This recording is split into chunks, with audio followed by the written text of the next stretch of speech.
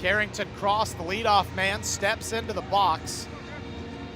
He's been tearing the cover off the ball as of late, a .405 hitter on the season. Really has done a good job here. He'll play third tonight. Throughout the media level, they were passing around these Vote KC, very political looking pamphlets with Carrington Cross wanting votes for his candidacy in the Golden Spikes Award. Yes, I thought it was very creative. Righty-lefty matchup to get it going. Kern the lefty, Cross the righty in the box. Kern set, first offering is in there for a ball, and we're underway officially at 12:52. Cross, aggressive hitter, still batting over .400 after a more quiet day at the plate last time out. Reached on an error and later came around to score as he swings and misses through that one. It's a changeup at 83 as that evens the count at 1.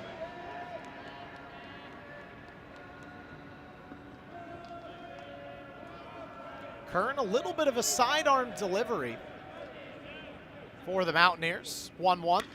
Cross puts a charge into that one, but fouls it down the right field line. 1-2 now. Yeah, crafty left-hander, and the two best pitchers for West Virginia, starting with Griffin Kern, both coming from D2 in Kern's case, and then Kent State for their other top guy. 1-2 upstairs, count even at 2-2 to the Big 12 leader in average and on base. But Jack Carstonis and Griffin Kern interchangeable. It shows the strength of West Virginia and their ability, Steve Sabins, to get guys in the portal. 40 wins in his first year at the helm as the 2-2 misses upstairs and the counts run full. This is exactly what you want out of a leadoff hitter, Brendan. Working a strong count and putting them in a position to potentially start this inning off right. Payoff pitch is outside, and that is a very veteran AB as Cross battles 3 straight balls and has his way over to first for a leadoff base runner tonight.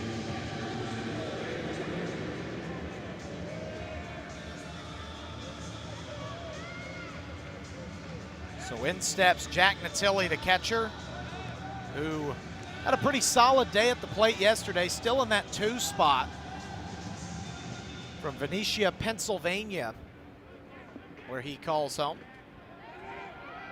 Cross 15 for 18 on the base path this year as Kern will check on him and fire back over to first. He's back in there safely. Natilli had that game-defining RBI triple in the first round. And in a 1-run game, that ultimately was the difference. Natilli, the Rutgers transfer, stands in and skies the first one foul back behind us near our booth.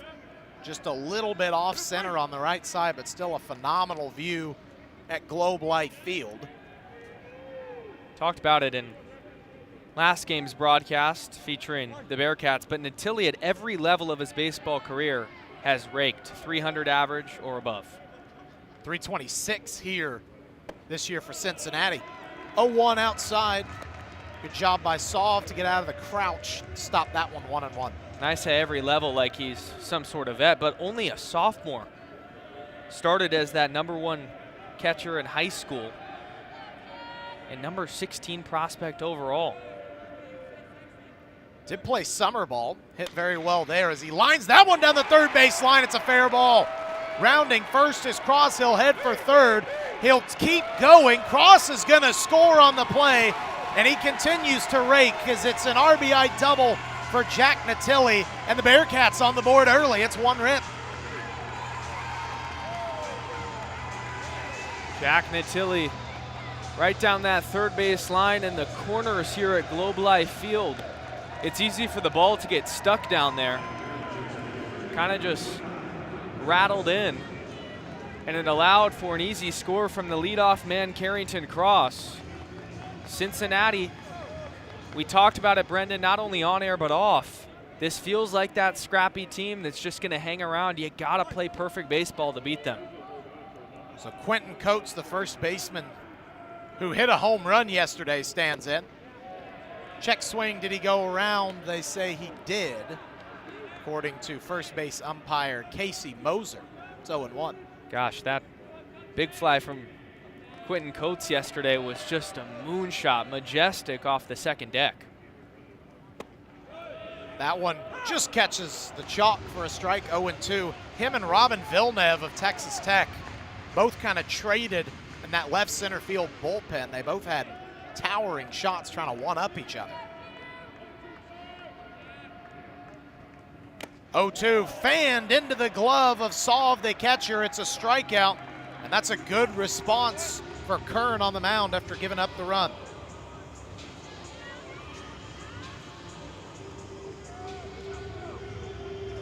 Big first out of the inning. Kern goes with the fastball right by the letters to strike out Coates. So now it's the cleanup man, Cal Sefcik, with a runner in scoring position. That one's outside, 1-0. So a little bit of a shift here as Kelly, the second baseman, is about even with the bag at second, keeping the runner Natilli in check.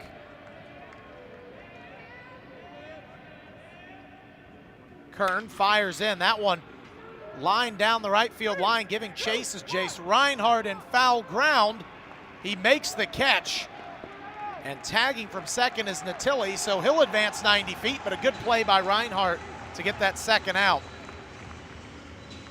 Nice base running as well from Jack Natilli at second base. And watching the replay, crashed up against that wall in right field. There's a couple of slits in the wall that allowed him to almost duck under after he caught the ball and evade the majority of the padding. But a very nice play for the second out. Reinhardt, the transfer from USC Upstate, native of Mannington, West Virginia. Big swing and a miss from Christian Mitchell, who is the lone new face in the lineup today for Cincinnati. He'll take the spot of Charlie Nihas at second. Mitchell, a two-way guy, used in a late inning relief role a lot for the Cincinnati Bearcats team while also hitting. That one outside, 1-1. Mitchell has had some success at the plate this year as well, 247 and 186 ABs, but as you said, can do it on the mound as well. Runner at third with 2 outs here and a 1-1. That one line foul back behind the Cincinnati on deck circle, and now Kern a strike away from ending the inning.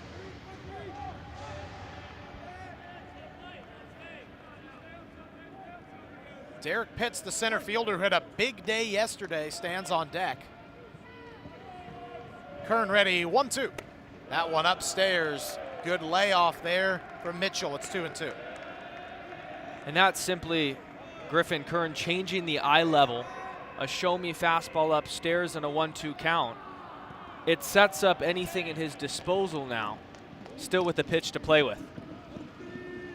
Good lead over at third, 2-2, swung on and missed. So Griffin Kern, after giving up the RBI double, goes 1-2-3. But Cincinnati gets a big first inning run. They lead 1-0. West Virginia coming up on the other side of the break here on Blaze Radio.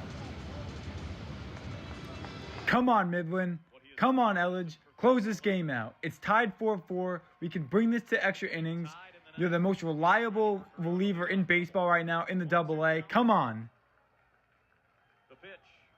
Swung on, ground ball up the middle. You gotta be kidding me. You gotta be kidding me. You had one job. Oh, this is why I listen to Up on Deck every Sunday from 6 to 7 p.m. on Blaze Radio. So tune in to become hopeful for your MLB team.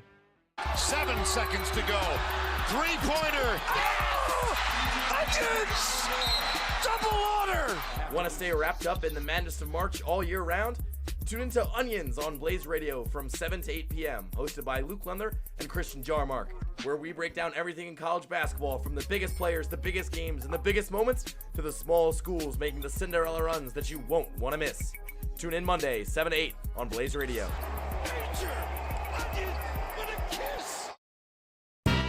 You Throw Like a Girl, a show by girls for everyone. hosted by Madison Holder and Ella Walter-Sanchez. We aim to shed light on women in sports and media, highlighting every aspect of the sports world from the female perspective and beyond. Tune in for a variety of episodes featuring guests, Q&As, and just basic sports coverage. Tune in Thursdays at 10 a.m. on blazeradioonline.com every week to hear our show. Follow us on Instagram at youthrowlikeagirl.pod to find us on more platforms. Where faith meets self-discovery. And culture collides with the modern world. We've had real conversations with people like you. Exploring religion, identity, and the search for meaning. Don't miss it. Be a part of the conversation. Be a Little Unorthodox, every Sunday at 11 a.m. with Emily and Abe.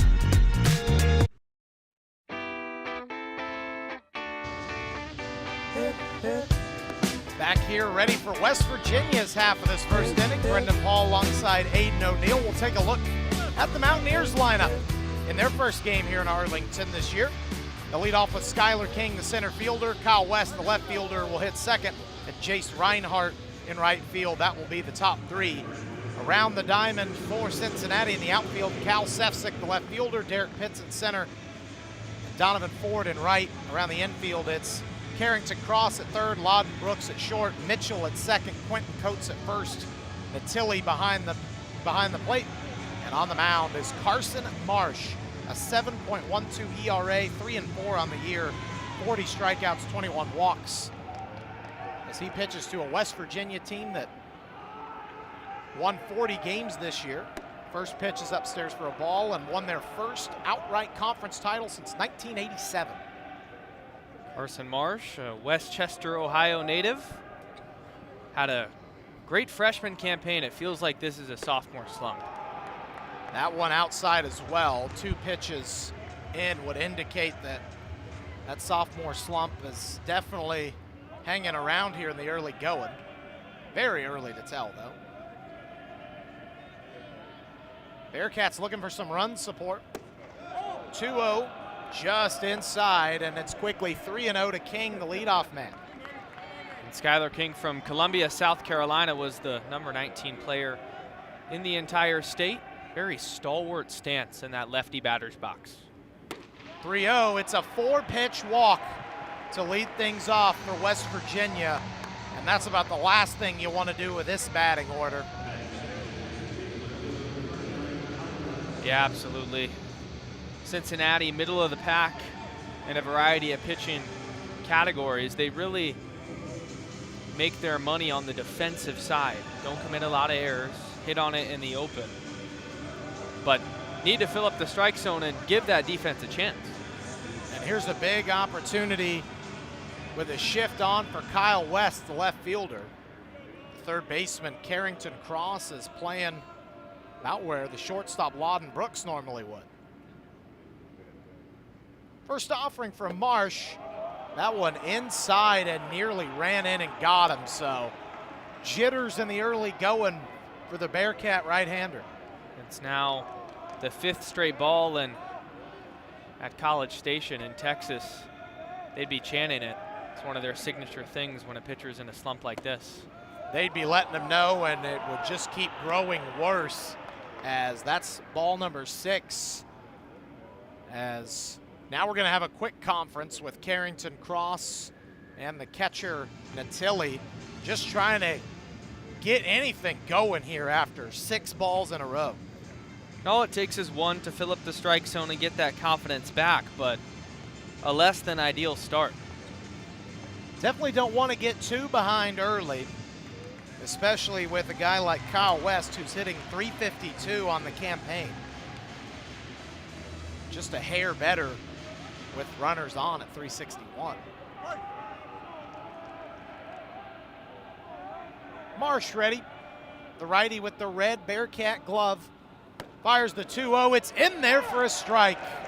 And the Cincinnati crowd on the first base line with a thunderous applause. That was almost a gift on that outer edge. Sometimes you see that when a pitcher is struggling to throw strikes. Marsh checks back over at first, and King's back in there. 13 stolen bases on 23 attempts for the center fielder in the leadoff spot. So Gets it done quite a bit, but also gets caught down stealing quite a few times. Gold batting helmets for the Mountaineers here, the 2-1. That one is lined into center field. Ranging in is Derek Pitts. He makes the catch, and there's one away.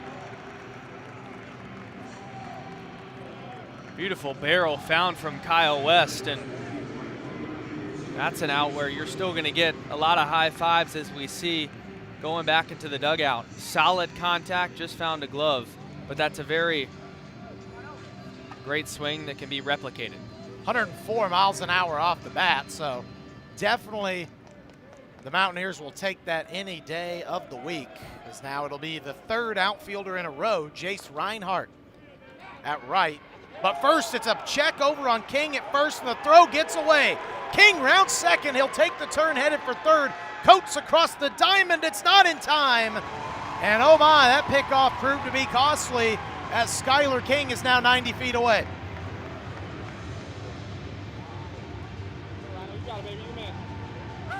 Cincinnati, one of the more fundamental teams in the Big 12. Just a miscue, and although the first baseman in Quentin Coates for the Bearcats probably should have grabbed that, it was a terrible throw by Carson Marsh on the pickoff that pulled Natili into the runner, made him hesitant to reach out. And now, game-changing chance. Runner on third with less than 2 outs. That one missed a little high. The count now 1-0, as they haven't ruled it an error just yet. Maybe they wouldn't, but it seemed like probably a tailor-made E1. That one, a big swing and a miss from Reinhardt. 1 ball, 1 strike. Absolutely will be an E1, and just as we speak, they change it up on the big board. So that's the first error of the tournament for Cincinnati, after they played a defensively clean game against Texas Tech yesterday. Reinhardt chops that one foul, weakly dribbling down the first base line. Natili picks up foul ground, so 1-2 the count now to the right fielder. USC upstate transfer in, and small school actually projected to make the 2025 tournament via D1 baseball. Had that experience playing with a solid, smaller program, and it's really carried over into the Power 4 level. 1-2 offering, framed up, called strike 3, and that is a big punch out for Carson Marsh. A strikeout looking, and 2 gone here in the bottom of the first. Caught Reinhardt guessing, was likely anticipating the breaking ball, and got frozen with a heater. Perfect pitch on the outer third, maybe a bit high, but a good frame job by Natili behind home plate. Now it'll be the designated hitter, Sam White. Junior utility man watches that one downstairs for a ball. Last year for West Virginia, played in every game, all 60 of them, started in 59. So he's been around the block a time or two with this squad. Big swing and a miss there above the zone, 1-1. Each of the past 2 seasons for Sam White, he's been an all Big 12 honorable mention. Was the #1 ranked catcher in Ontario, Canada, out of high school. And also outstanding at hockey. He got drafted to the Ontario Hockey League. And that's not just for everybody. That's some of the cream of the crop in Canada, as Marsh fires a fastball in there for strike 2. 1-2 the count now. Dual sport athlete has only helped him here on the diamond. Led the Mountaineers in hits and runs scored last season. That one on the chalk, framed and held by Natili for a moment, but no call, as that evens the count. 2 balls, 2 strikes. Gutsy take there by Sam White. Just a hair outside, especially after he just saw his teammate Reinhardt strike out looking.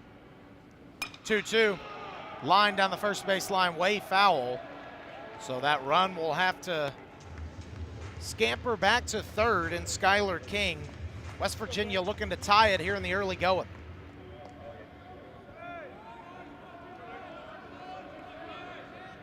Marsh coming up on pitch number 17 here after struggling early with command. Has dialed in on the last two batters. 2-2. Swung on and missed. What a response from the right-hander for Cincinnati. He gets a 1-2-3 after the leadoff walk. We go to the second. Cincinnati on upset alert here. They lead 1-0 on Blaze Radio.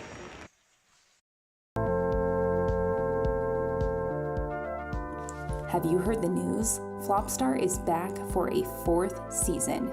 If you are interested in movie and TV reviews, music reviews, sports talk, or other associated fun things and complaints, consider listening to Flopstar here on Blaze Radio on BlazeRadioOnline.com every Monday from 3:30 to 4:30 p.m.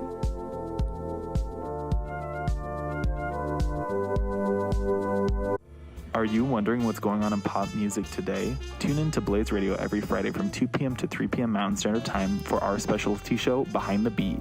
Listen to me, AJ Shinko, and my co-star Catherine Wong dissect the meaning behind your favorite songs and albums. We cover all genres, a plethora of artists, and we showcase the lore of songs we talk about on our show, Behind the Beat. Adventurer, quickly, I don't have much time. I have a quest for you. You must travel to BlazeRadioOnline.com to listen to the stories on Traveler's Guide to Faerun. Find the dutiful guide, Anion Fac McDaniels, who can tell you all about the legendary lore of the world behind Dungeons & Dragons every single week. Remember, Adventurer, Traveler's Guide to Faerun, every Wednesday night at 8, only on Blaze Radio.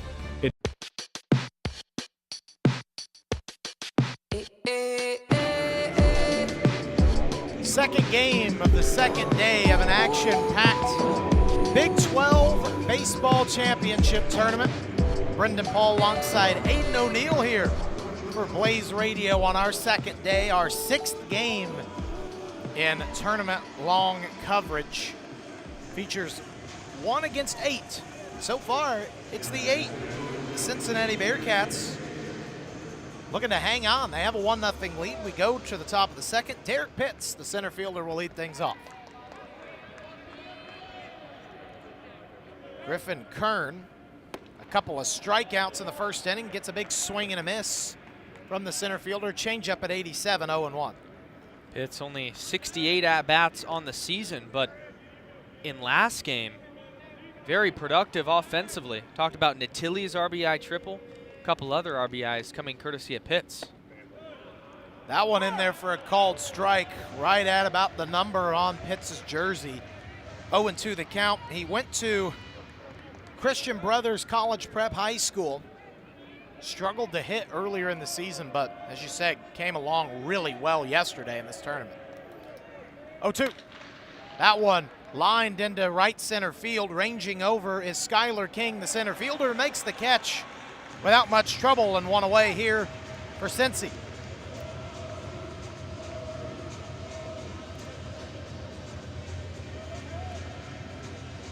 Now it'll be Lawden Brooks, the shortstop, hitting down in the 220s here as he comes into postseason play. A Cincinnati local native trying to really springboard something here as both corner infielders are in. First offering in there, called strike. Brooks was an honorable mention All Big 12 a season ago, but this year hasn't replicated that same success. You hit on it, Brendan, only a 226 average. 0-1. Just inside, according to home plate umpire Mike Morris.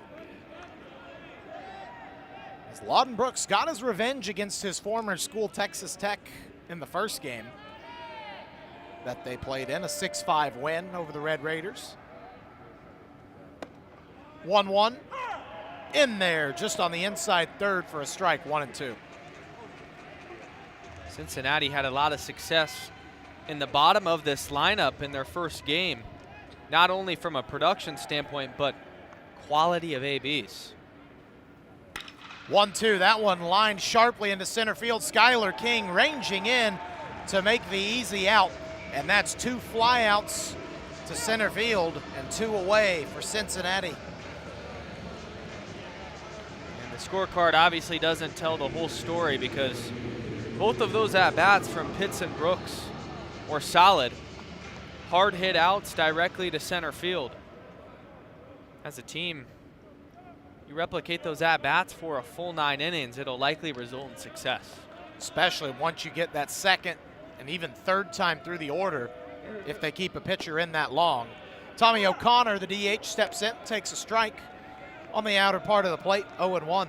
Thing about this ballpark, too, with how deep the outfield is it keeps a lot of balls in play. Arizona State in Game 1 of this series had so many flyouts to the track. O'Connor swings and misses through that one, a slider at 79. Back-to-back years as a honorable mention All-Big 12 in 2022 and 2023. Now in his senior campaign, hitting .241 with 7 homers. That one, a slider way outside, tried to get O'Connor to chase down 0-2, now 1-2.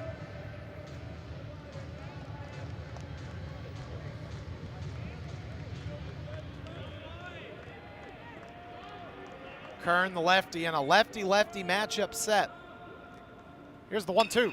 That one off the end of the bat over towards the shift. Barnett ranging over, fires to first, not in time. And Tommy O'Connor, not necessarily known for his speed, but has just enough to beat that out. And that was an awkward little half swing that results in a hit.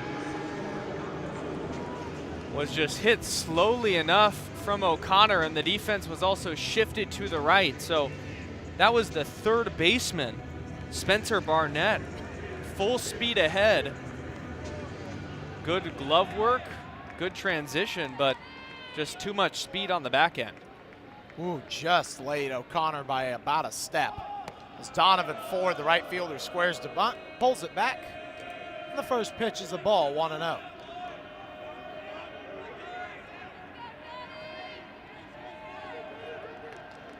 O'Connor 6 for 6 in stolen bases this season. They'll check on him right on cue. He's back in there safely.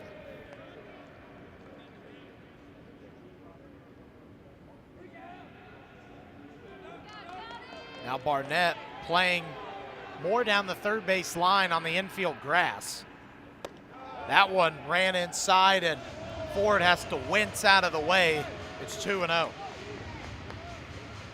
Ford working himself into a favorable hitter's count. So far, Griffin Kern has been as advertised as the All-Big 12 first-team selection. 2-0, a big swing and a miss at a fastball on the upper part of the zone at 2-1.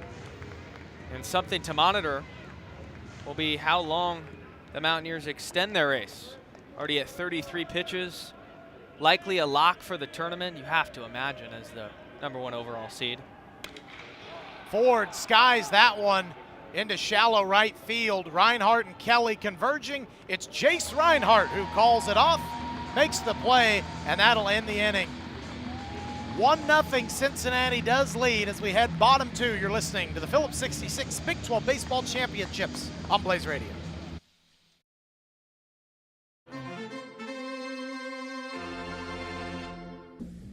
If you like National League Baseball, then tune into the Senior Circuit, Sundays, 7 to 8 p.m. Arizona time on Blaze Radio. Shohei Ohtani's just not going to be that good of a pitcher. Ryan Nelson has all-star potential. My hot take for the National League is that the Pirates will finish at the top of the National League Central and claim a spot in this year's playoffs.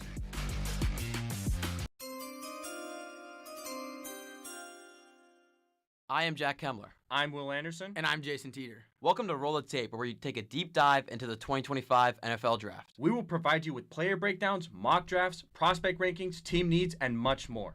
We'll answer some of the draft's biggest questions. Who is the top quarterback? Is Ashton Genty a top 5 pick? And can Travis Hunter really play both ways? We're live every Sunday from 8:30 to 9, right here on Blaze Radio. See you in Green Bay. What's up, everyone? It's Natalia Marin with Season 2 of Does It Work? Life is still very confusing, so I've decided to continue answering some of life's wonders, asking the question, does it work? We have fun conversations featuring my hours of research evaluating if cultural phenomena, government systems, and psychological theories actually work. Make sure to listen live every Thursday at 9 a.m. on BlazeRadioOnline.com to see if it works.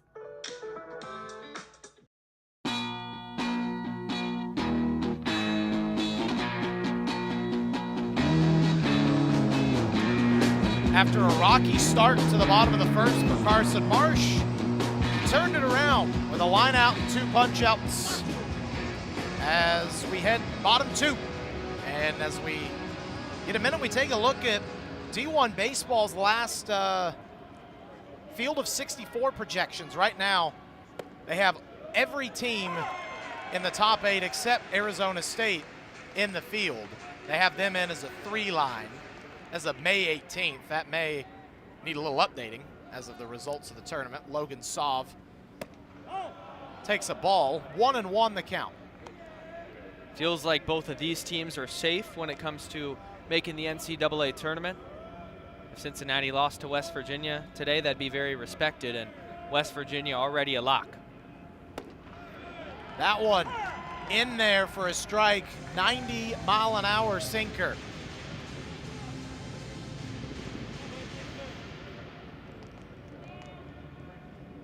So Carson Marsh trying to go 3 straight strikeouts here.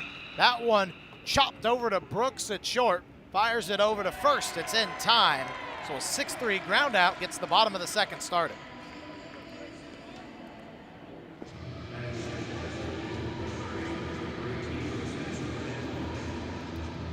Now it's Spencer Barnett, the third baseman.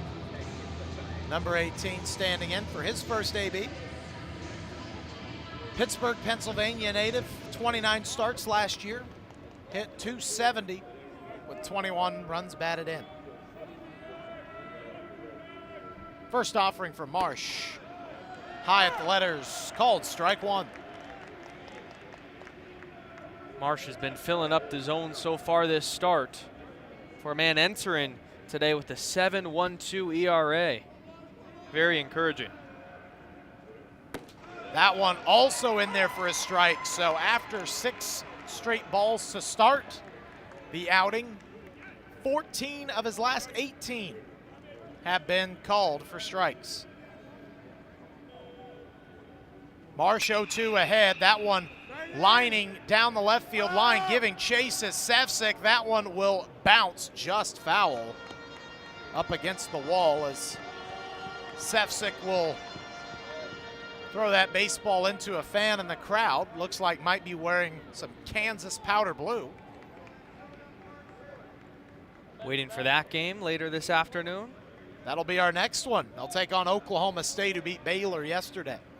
I think analyzing all the matchups today, the 4, that's probably my most anticipated just because of how good of a matchup it is. That one in the dirt, nice block by Natilli. I think most would agree that that was probably going to be the most exciting matchup in terms of closeness and in terms of being just an overall good game. We got a pretty good one so far here. Cincinnati up 1-0. 1-2 for Marsh. That one just outside, framed up by Natilli, but no call. Catcher Natilli turned around and asked where that was to home plate umpire Mike Morris. Just a hair outside, was ready to throw it down. Next offering is foul tipped back to the home plate suite area. We'll do the 2-2 again. That time, Marsh went right back to the same location on the outside corner. Great job by Spencer Barnett to foul it off. One away here in the bottom of the second, 2-2. Foul tipped again, but right into the mid of Natilli. Called strike 3, and that's another punch out for Marsh, and that's 5 straight batters retired. All things considered, looking at the numbers on paper, what Carson Marsh is doing right now is marvelous, and it's when the Bearcats need him most. has had good strikeout numbers all season long, but to do it on this stage. So now in steps Gavin Kelly, the second baseman, wearing number 2. Breaking ball in there for a strike. Top part of the zone, 0-1 on 30 pitches.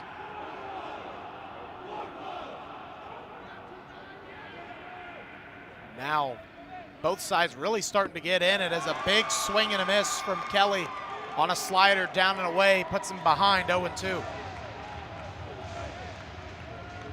Frisbee slider away. Can go anywhere now, 0-2. An awfully efficient inning for Marsh. Trying to get out of it here. That one skied foul down the first base line. That one will get into at least the second deck of seats. I think the best quality of Marsh's start thus far, Brendan, has been not messing around, trusting his stuff and attacking the zone. After the rocky start, he's done just that. 0-2 fouled back again to the netting. And a good battle here brewing as Kelly and Marsh do battle coming up for pitch number 5.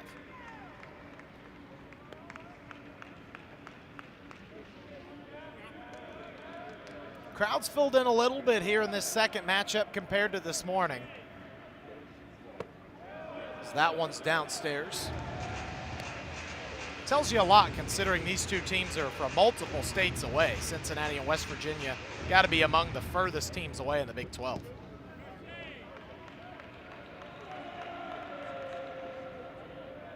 Marsh ready, 1-2, swung on and missed. And how about that, back-to-back strikeouts and a 1-2-3 for the Cincinnati righty. As we head to the third, still a 1-0 Bearcat lead here on Blaze Radio. Where faith meets self-discovery. And culture collides with the modern world. We've had real conversations with people like you. Exploring religion, identity, and the search for meaning. Don't miss it. Be a part of the conversation. Be a little unorthodox, every Sunday at 11 a.m. With Emily and Abe. Hi everybody, I'm Ben Paris. Looking back door, and Charlie Shane scores! 25-20, 10-5, touchdown Penn State! Why is airport security so inconsistent? That's the main point of today's episode. Tune in to the final semester of the Ben Paris Show Mondays at 10:30 a.m. on BlazeRadioOnline.com.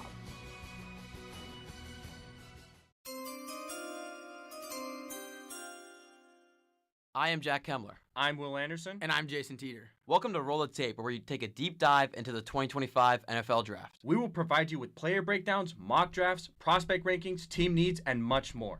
We'll answer some of the draft's biggest questions. Who is the top quarterback? Is Ashton Jeanty a top 5 pick?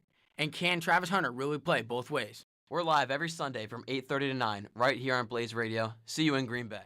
Demon hours. Demon hours. Demon hours, demon hours, demon hours. Do you like all things spooky and paranormal? Join Grace Del Pizzo and Alexandra Zerboard for Demon Hours every Wednesday at 10 p.m. Follow us on Twitter at Demon Hours ASU. We'll see you there. Demon Hours. Demon Hours. Demon. The world is a vampire. Back here, top of the third, 1-0 Cincinnati, back to the top of the Bearcat lineup. Big 12 Player of the Year in Carrington Cross. First offering from Kern, high and outside, 1-0. Marsh has given Cincinnati a real chance at upsetting the #1 seed. The offense just has to stay hot. 1-0, big swing and a miss from Cross. Tried to do something with that and deposit it into the outfield, but instead it's 1-1.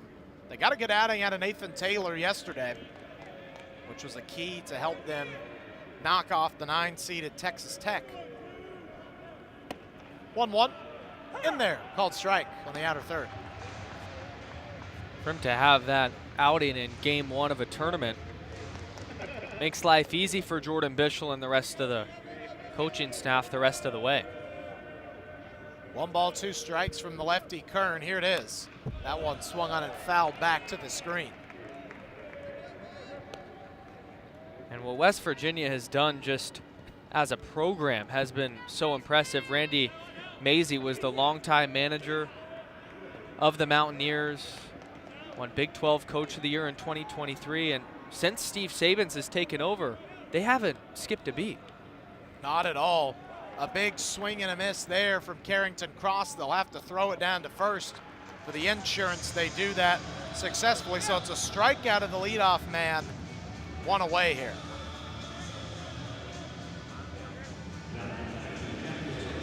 Jack Natilli is driven in the game's only run to this point, comes up to the plate at that RBI double back in inning number 1. That's really been the only offense for either side, as West Virginia hitless through 2. As that one from Kern stays outside at 88 miles an hour. It's also been Griffin Kern settling into this ball game. Only 2 hits allowed and 2 1/3 innings with 3 strikeouts. Here's Kern, a big swing and a miss from the backstop of Cincy. 1-1 the count now, as that one reared back. Same speed, 88. And the deception in Kern's delivery from the left side allows for that velocity to not be as high, and he can still be as effective. Another big swing and a miss, so that changeup is working real nicely to fool hitters.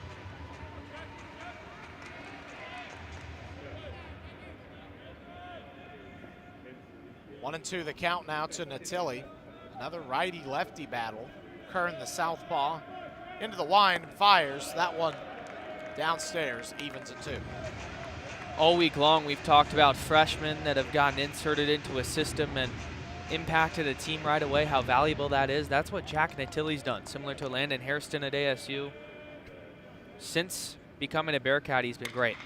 Natilli skies that one down the right field line, but it will hook way foul into the right field seats on the second deck. Texas Rangers out of town, gracious enough to lend the Big 12 their home dwelling for the time being.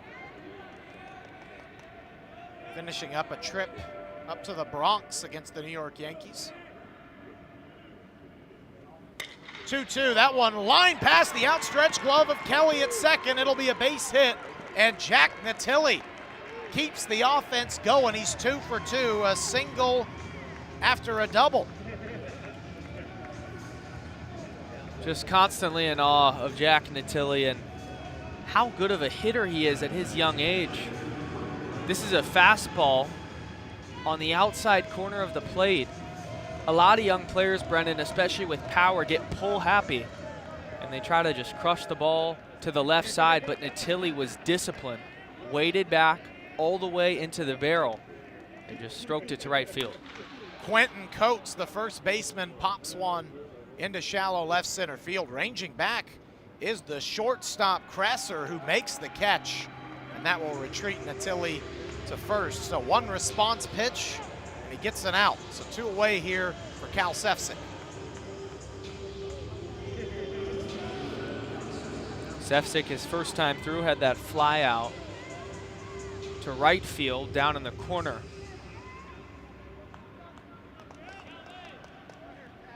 Trying to get on base here, the big green bat of the cleanup man. 7 homers on the season, as that one's in there for a called strike.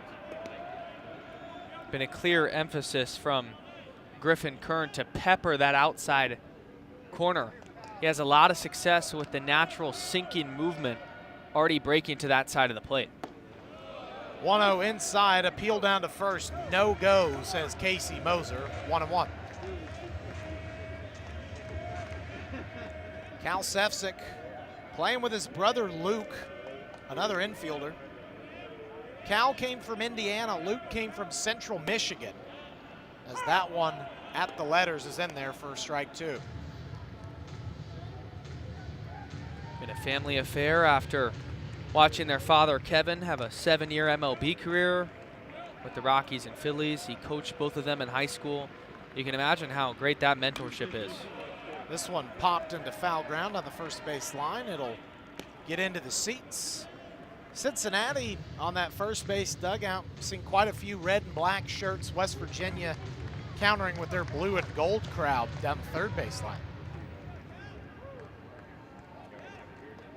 Kern about to throw pitch number 51 here in this outing. And the 1-2 is swung on and missed by Sefcik for a strikeout.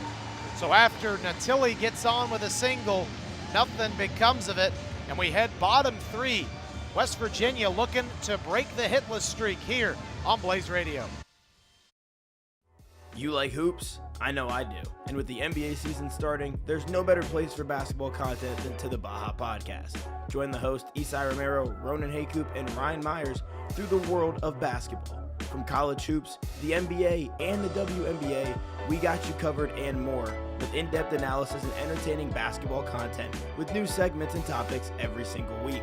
Listen live, Tuesdays at 7 p.m. Mountain Standard Time on Blaze Radio or blazeradioonline.com, and find us on Spotify and X at To The Baja Pod.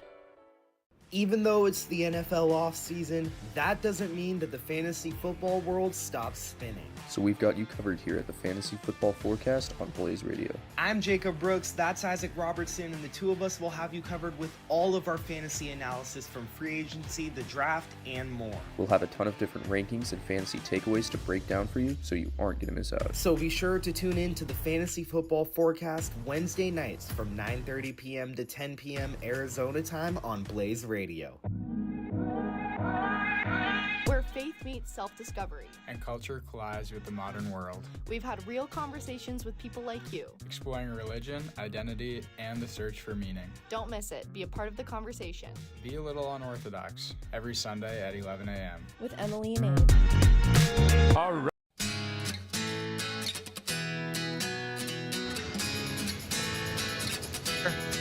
Back here, top 3. Carson Marsh looking for another hitless frame on the #1 West Virginia Mountaineers. Brendan Paul alongside Aiden O'Neill. Good tunes bringing us back from commercial.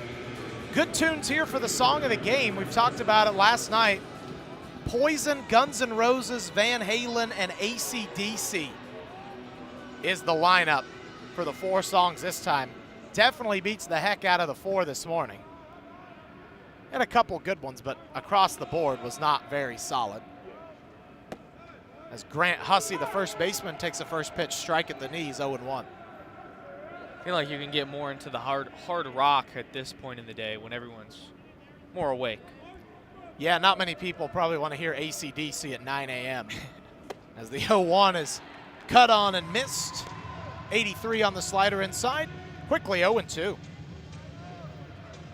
Grant Hussey's had a phenomenal story. #1 player in all of West Virginia out of high school.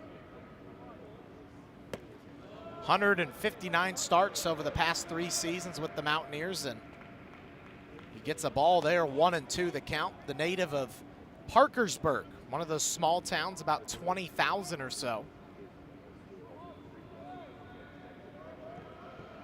Infield playing pretty deep on the outfield grass for the most part. 1-2 outside. That one skips away from the glove of Natilli, and we're even at 2-2. Think about what a guy like Grant Hussey does for a program. Building up that culture, knowing the ins and outs, and now for the Mountaineers, knowing how to win. Ever so important in a new coach era and in the era of NIL, as that one is on the outer third, called strike 3, and Carson Marsh is humming along now after the rocky first batter. That's 3 strikeouts in a row dating back to last inning. And if we're putting the last 6 batters in a microscope, he struck out 5 of the last 6. It's been incredible. And this all comes after the Skylar King leadoff walk as Brody Kresser stands in and takes the ball, and an AB to Kyle West, where he did get a line out, but threw 2 balls to start that AB for 6 in a row. 1-0 is foul tipped into the mid and Natilli, 1-1.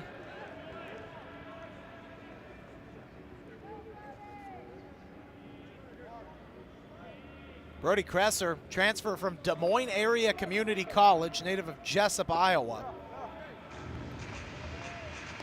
As that one just missed, 2-1 the count. Speed out of the 9 spot with Brody Kresser. 12 stolen bags on 15 attempts. That's third on the team. 2-1, gets the ping of the bat, foul down the right field line. Ranging over is the right fielder Ford, but he just can't make the play. He had a lot of speed and nearly made that out number 2, but it'll be Kresser living to see another day.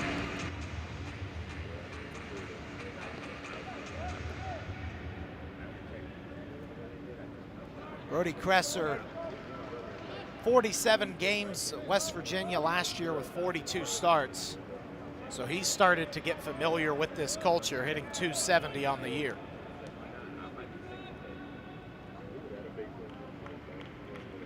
Marsh checks the glove as a delayed rush back to home plate from the hitter Kresser after the long foul ball.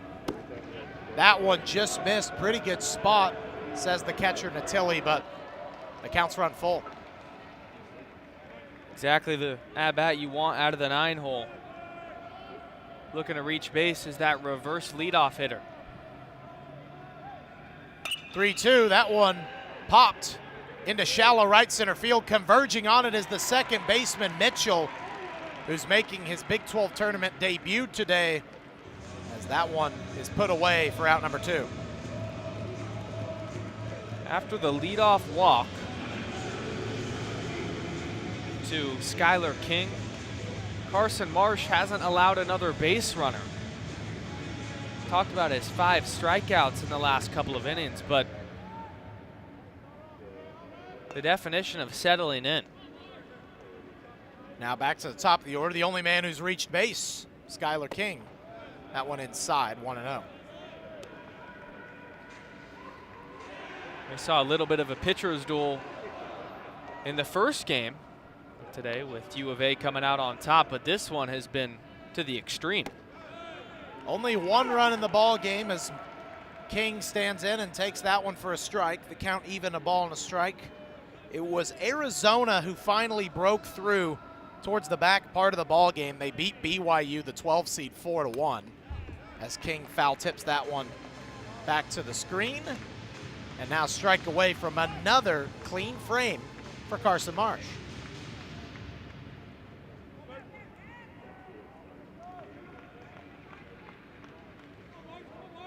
Cincinnati would love to maintain the lead.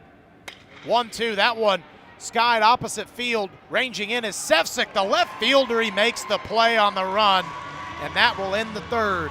9 straight hitters have been sit down for the Big 12's best team. We head top 4. You're listening to the Phillips 66 Big 12 Baseball Championship on Blaze Radio. Hey everyone, it's Alex Swift from Park the Bus. And as we say now in my country, they brought the bus and they left the bus in front of the goal.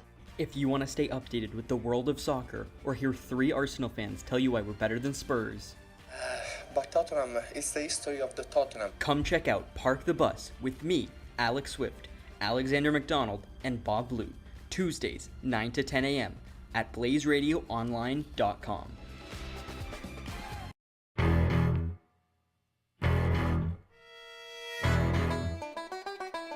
Grab your mates and join us for the finest sports show on Blaze Radio, The Irish Hello.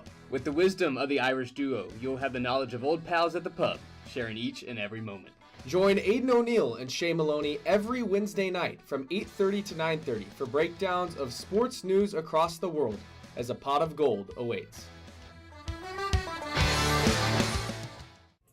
Welcome to your favorite show where everything is untitled, unscripted, and unhinged. Us Podsmiths and Yes Podsmiths are what professional podcasters are called. Let's just say we're your favorite Podsmiths, favorite Podsmiths. On our show, we discuss a variety of different topics and segments, from the latest news to your favorite tunes. And it's not just us. Every week we bring in a special guest to shake things up.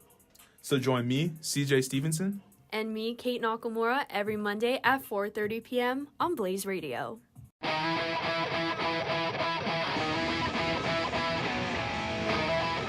Top 4 just about set to get going.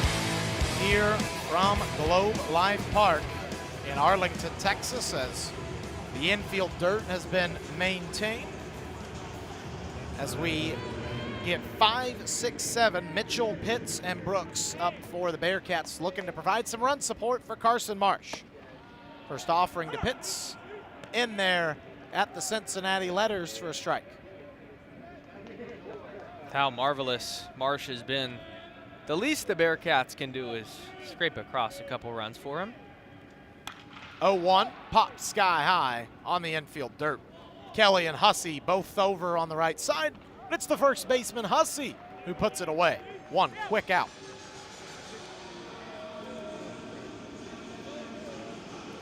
Both pitchers are just rolling right now. The little lapse in the first inning from Kern when he allowed a leadoff walk to the Big 12 Player of the Year in Carrington Cross and then gave up the RBI double. But since then, Brendan, it has been ridiculous how efficient both arms have been. Derek Pitts hoping to break that streak here. Flew out to center field last time. Fouls that one back towards the backstop.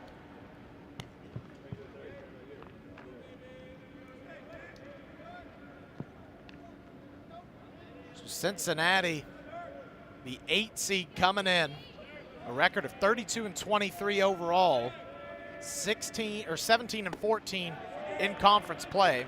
That's a half-hearted swing that's called a strike, so Pitt's down 0-2 now. And Jordan Bischel, the manager for the Bearcats, has turned this program around completely. Led UC to their first 30-win season since 2019. Last year they went 32-25, didn't make the postseason, but as you said, that was the first year of Jordan Bischel, and he's provided some consistency since being brought into town.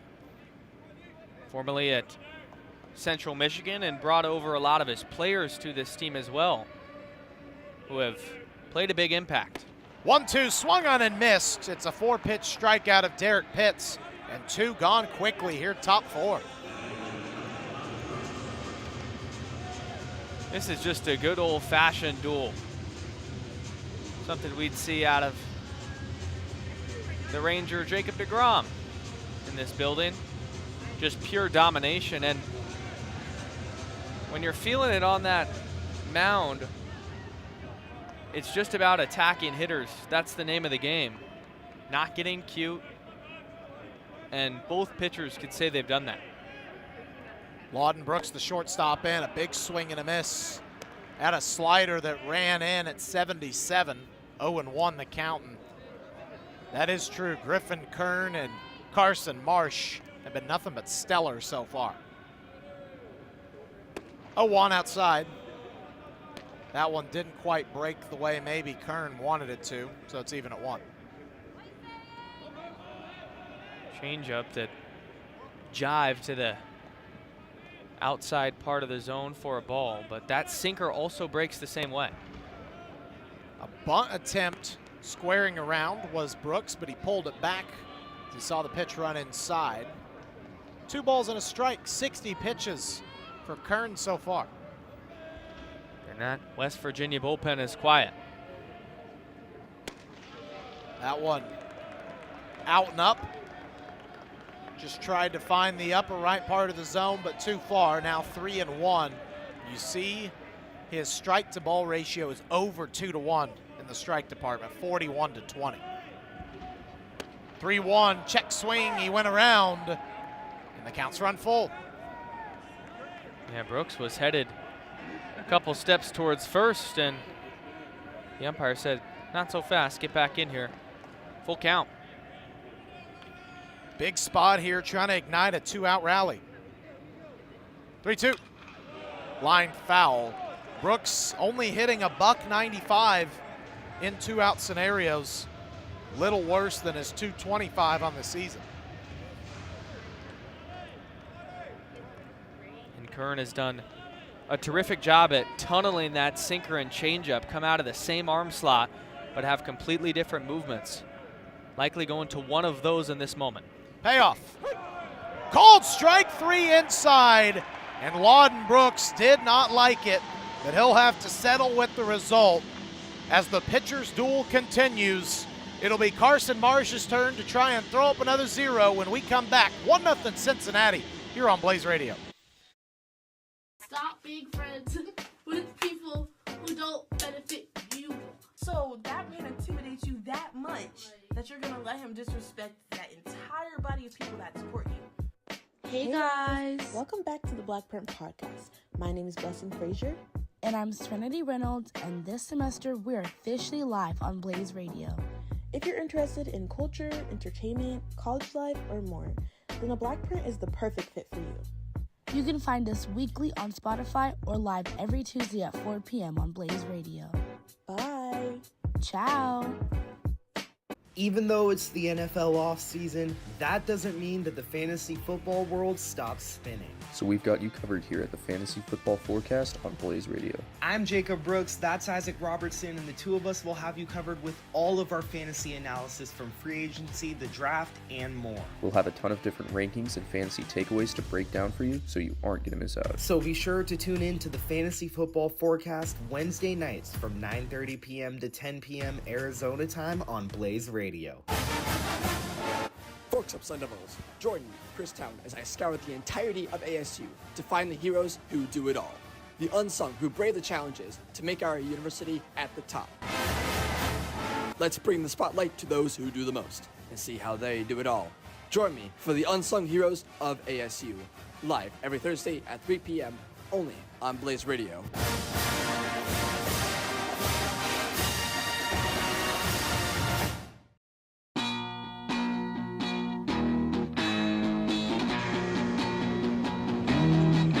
In beautiful Arlington, West Virginia will send 2-3-4 up to the plate, and you look at the line score, 1 run on 3 hits with an error for Cincinnati.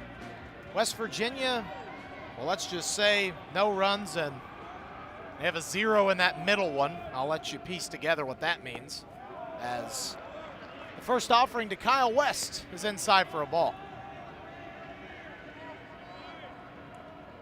West Virginia looking to get anything going yet.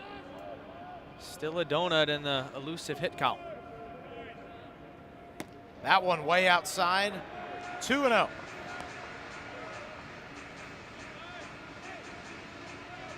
And this game, again, still in the balance. It's only 1-0 thanks to the gem that Griffin Kern has turned in so far. West sort of hammers that one into the ground. That one's fouled into the near side camera well, 2-1.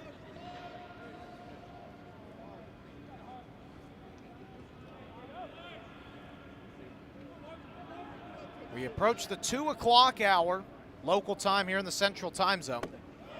That one on the outer third.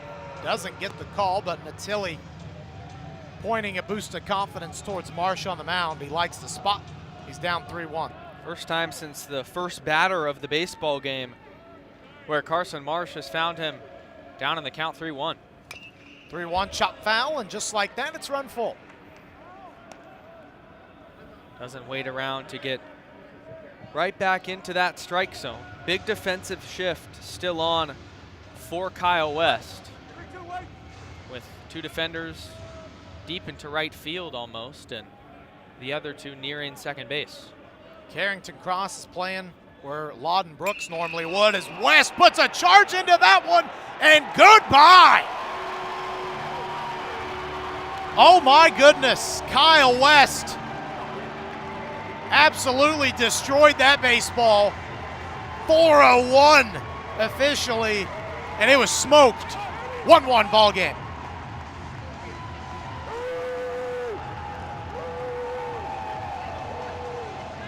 The first hit of the afternoon for West Virginia is a big fly, and it was a lazy breaking ball right over the middle of the plate.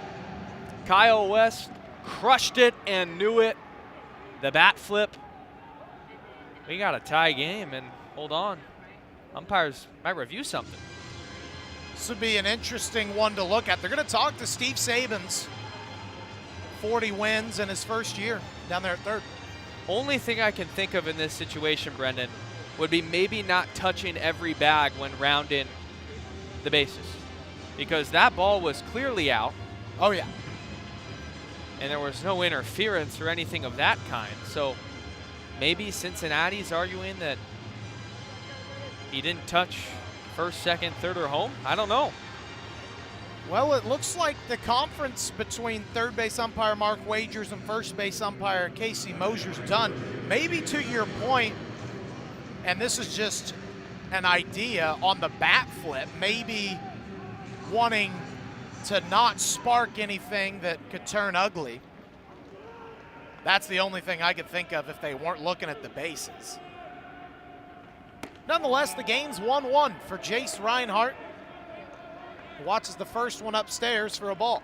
I think logically speaking, too, that would make more sense talking to the West Virginia side, but in all honesty, that also would be silly. That one popped right behind the dish. Natili will watch that one go, and maybe could have gotten up to us if it would have took a heroic bounce, but instead it's 1-1. 2-1. I was ready for it.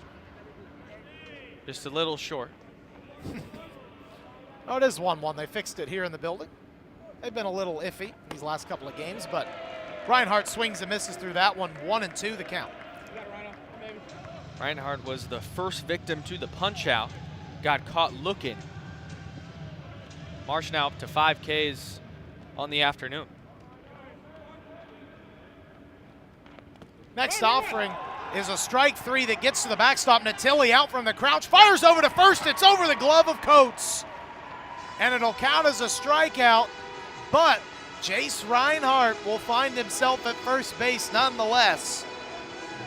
So this has turned awry for West Virginia, or for Cincinnati rather, in the bottom of the fourth. Marsh has to be kicking himself there because it wasn't an inherently bad pitch.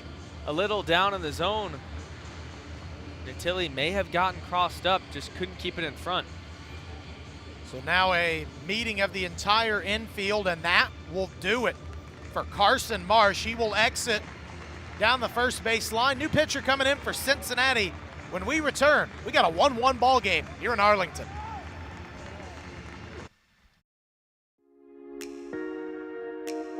Hi, I'm Casey McNulty. And I'm Brooklyn Cohen. And welcome to The Hot Seat, where each week we answer your burning sports questions. Want to hear us settle sports debates and talk about our biggest takes in the sports world? Well, we've got you covered. As two former athletes and current sports journalists, we offer the perspective of what it's like to be on the field or court or pool. So tune in every week at 10 a.m. on blazeradioonline.com. See you in the hot seat. All right. Here we go, guys and gals. And boogity, boogity, boogity. Let's go racing, drivers. Race to blazeradioonline.com every Tuesday at 9:30 Arizona time for an hour of motorsports madness. Join myself, Andrew Hazlett, and my co-host Ethan Ignatowski for the Loose Wheel Show. We'll tell you everything you need to know for the upcoming race week. From news to predictions, we have you covered, so make sure to tune in.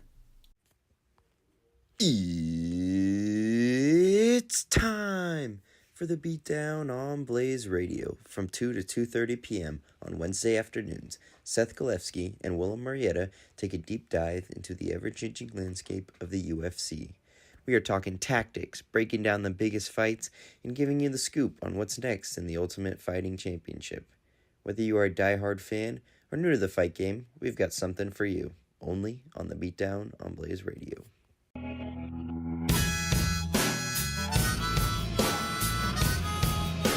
So Carson Marsh's day is done after he goes 3 innings, strikes out 6, walks 1, allows only 1 hit.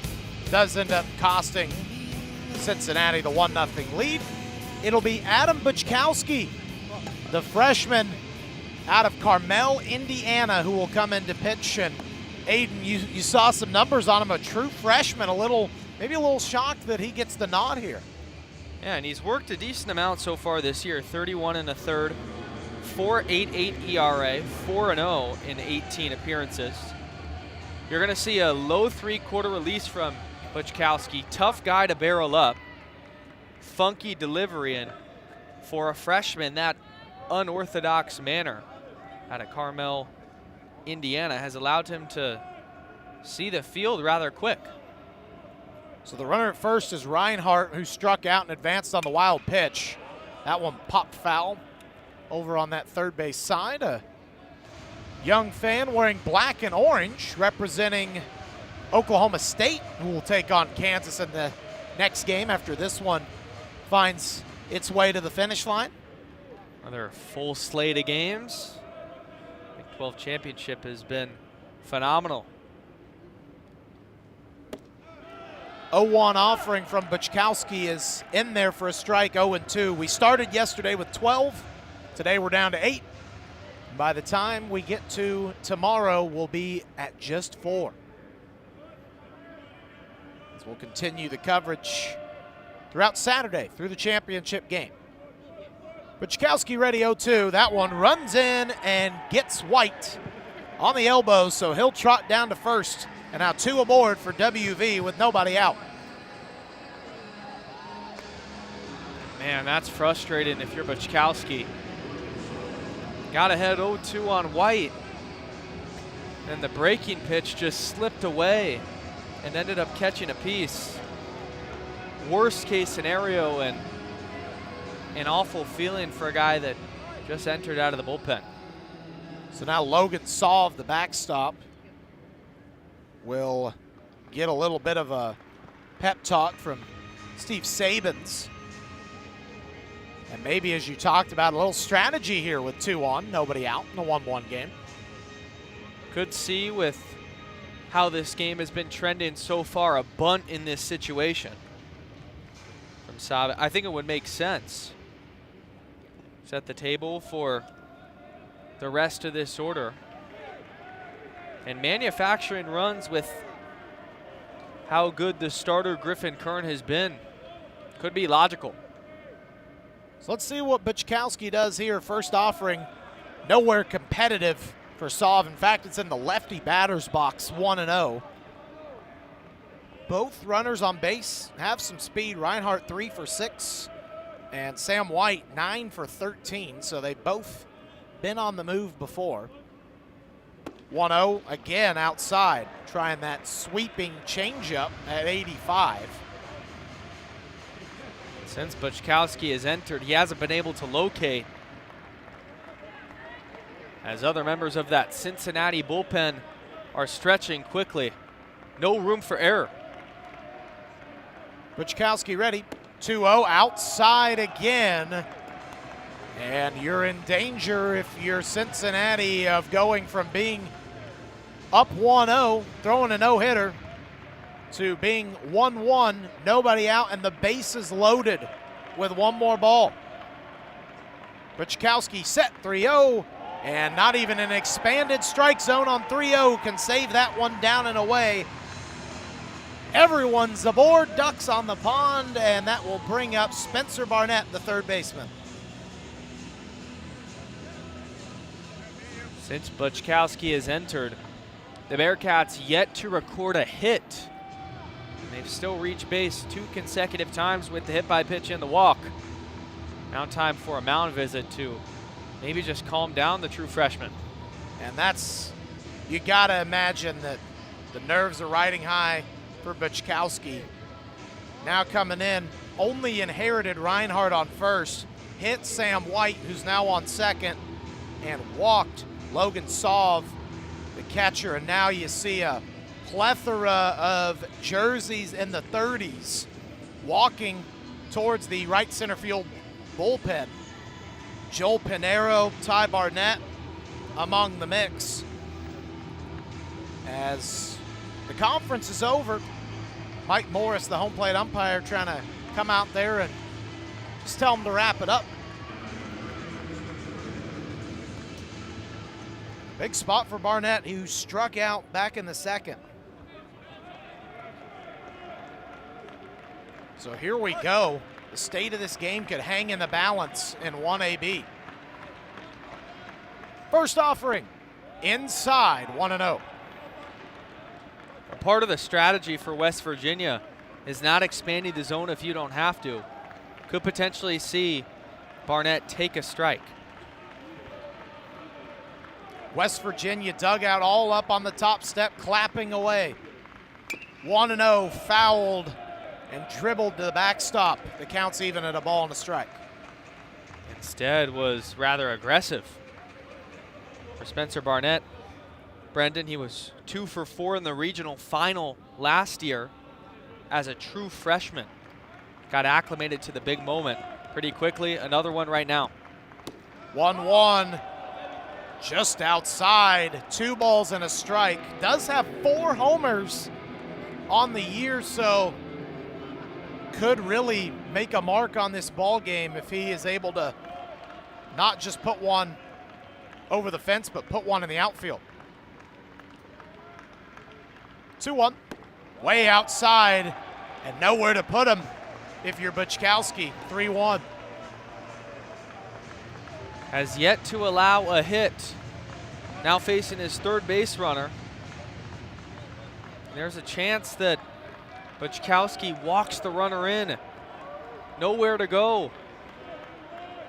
3-1, here it comes. That one lined out past the glove of Coates at first. Still a relay play. It will be bobbled by the second baseman, Mitchell. And West Virginia grabs the lead off a ball that stayed in the infield. It was smoked. And it's 2-1 Mountaineers. Quentin Coates with a heroic effort to just try to keep that ball in the infield. He did, diving, knocking it down. And the second baseman, Christian Mitchell, couldn't get over to help him in time. Everybody's safe and the run scores. Mountaineers got the lead. So a 2-1 lead, bases still loaded, nobody out. First offering to Gavin Kelly is at the letters for a strike. If you're Cincinnati, you gotta get an out here at some point. Buczkowski said 0-1. That one on the ground to third. The throw home, a smart play to get the out by Carrington Cross, the Big 12 Player of the Year, taking the free out at home. It will load the bases, but the run to go ahead two's cut down, so 1 away. Very wise defense from Carrington Cross at third base. Completely aware, was playing even with the bag at the hot corner. That ball was hit pretty hard by Kelly. He had plenty of time to collect and make a strong throw to home. So that'll advance all the runners, but keep the score the same and add an out. So it's Grant Hussey, the first baseman. That one in there for a strike. A slider that kind of ranged in a little bit. 0-1. Hussey, the most seasoned vet on the Mountaineers. Love to come through here. 0-1, skied foul down the third base line into that second deck. It'll flap a couple of seat backs. As West Virginia looking to put a bunch of runs on the board and really help out Griffin Kern. 0-2 to Hussey. Another foul, almost an identical spot, this time a little in and on the sweet level. And we'll do the 0-2 again. Hussey's gonna battle. Just try to put a ball in play with the bases loaded. Outfielders way deep, infielders 3/4 in. Anything in the outfield should score 2. 0-2, right back off the pitcher's head. And that will be an infield single RBI, and the important thing is checking on Buczkowski.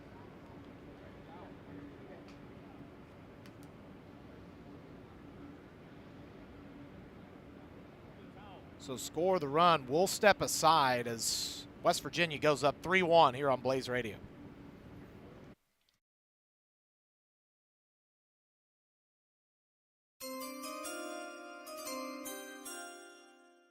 I am Jack Kemmler. I'm Will Anderson. And I'm Jason Teeter. Welcome to Roll the Tape, where we take a deep dive into the 2025 NFL Draft. We will provide you with player breakdowns, mock drafts, prospect rankings, team needs, and much more.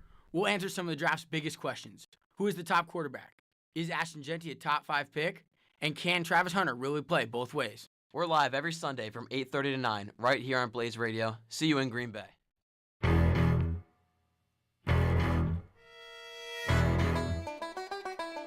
Grab your mates and join us for the finest sports show on Blaze Radio, The Irish Hello. With the wisdom of the Irish duo, you'll have the knowledge of old pals at the pub, sharing each and every moment. Join Aidan O'Neill and Shay Maloney every Wednesday night from 8:30 to 9:30 for breakdowns of sports news across the world as a pot of gold awaits.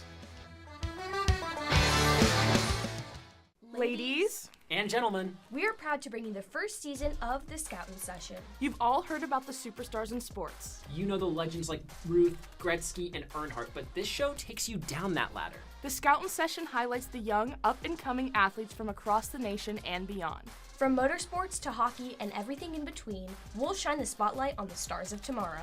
Tune in Wednesdays at 2:30 p.m. Arizona time on Blaze Radio. Or find our full podcast on YouTube at West Coast Sports News. See you there. Welcome to 4 on 4, where we have 4 experts on the 4 major sports. Join Sammy New, Dylan Wickman, Justin DeHaas, and Sean Brennan on Blaze Radio as they break down an exciting semester of sports that includes the playoff push for NBA and AHL, the start of baseball season, all of March Madness, and so much more. At the end of the day, we're just 4 roommates that love to talk about sports. So join the conversation. Listen live on BlazeRadioOnline.com every Tuesday at 2 p.m. Arizona time. Or, if you missed us, check us out on Spotify, where you can hear all of our shows. 7 seconds to go. Three-pointer. Onions! Double order! Want to stay wrapped up in the madness of March all year round? Tune into Onions on Blaze Radio from 7 to 8 p.m., hosted by Luke Lendler and Christian Jarmark, where we break down everything in college basketball, from the biggest players, the biggest games, and the biggest moments, to the small schools making the Cinderella runs that you won't want to miss. Tune in Monday, 7 to 8 on Blaze Radio. Do you care about West Coast sports? If so, tune into specific sports at BlazeRadioOnline.com on Wednesdays at 11 a.m. West Coast natives Noah Chavez and Jordan Pullett discuss everything to do West Coast sports in the spring semester. So you're thinking March Madness, NBA playoffs, NFL draft, the start of the WNBA season, the beginning of the MLB season, and more. All on BlazeRadioOnline.com on Wednesdays at 11 a.m. The world is a vampire. Back here after a scary scene at Globe Life Field, Adam Buczkowski will exit the game after taking a comebacker right off the nose. And very unfortunate to have his outing come to a close. He goes a third of an inning, allows 2 hits, 1 earned run, walks 1, no strikeouts. But it is good that he is okay. There's the towel around the nose, and he paves the way for Chase Horst, the 5'10 lefty junior out of Lilletz, Pennsylvania. Had 14 games last year, made a couple of starts.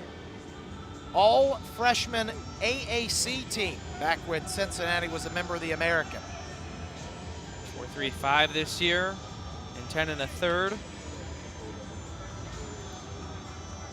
Prayers up to the Cincinnati men. Very scary sight.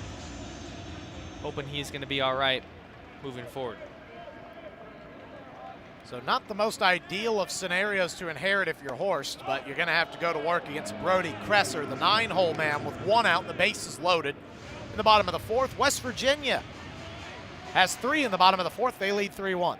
Now a real chance to pile on maybe a crooked number. 1-0, line foul over on the first base side. Starting to see a mix of fan team colors. Purple, obviously we see some orange and blue for the next matchup. We see some purple for TCU tonight. 1-1 the count with 1 out and the bases loaded. Here it comes. That one skips in there as Kresser tells everyone to hold put where they are. 2-1. for TCU. Opposite side of the bracket as both of these teams, so if they were to somehow make it all the way to the final, could see a West Virginia in the championship. Get that scouting report. 2-1 downstairs, and another 3-ball count with them juiced. And the lack of command has been evident for the Bearcats here in the 4th inning, just getting behind and forcing fastballs in hitters' counts. 3-1, that one lined to right center field, ranging over is Pitts. He'll make the catch, and tagging from third is Spencer Barnett. He is in to score on the sac fly.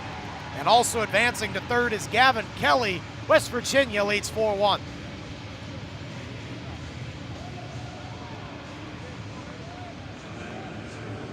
Perfect situational hitting from Kresser. With the bases loaded, you're taught to get a ball deep into the outfield to score that run. He does exactly so. And Brendan, the bottom of this order had Barnett earlier this inning with an RBI single. Hussey had an RBI single. And now Kresser in the 9 spot with an RBI. The depth in West Virginia's lineup has been the difference in maintaining the lead. Back to the top for Skylar King. That one outside for a ball. Still runners at the corners here. And now everyone officially has come to the plate in this half inning for the Mountaineers. Kyle West got it started with his towering smoke shot home run. 1-0, down and out. 2-0 now on a changeup at 88. West, so patient in that box. A lot of young hitters have movement in their swing, but he just stands there patiently waiting to load his hands. 2-0 the count from Horst.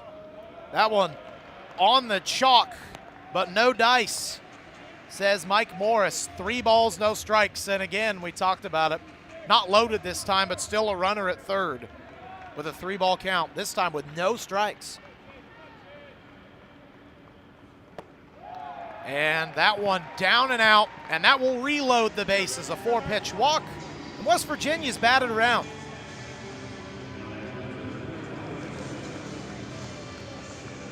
This has been a defining inning in where this ball game goes next. 4 runs already for the Mountaineers. Cincinnati, yes, 1 out away from getting out of it, but a base hit, that already feels like a deficit that's really hard to mount. We mentioned it earlier. We've only really seen one game that's been out of hand in this tournament. It was last night, a 9-2 Houston win over K-State.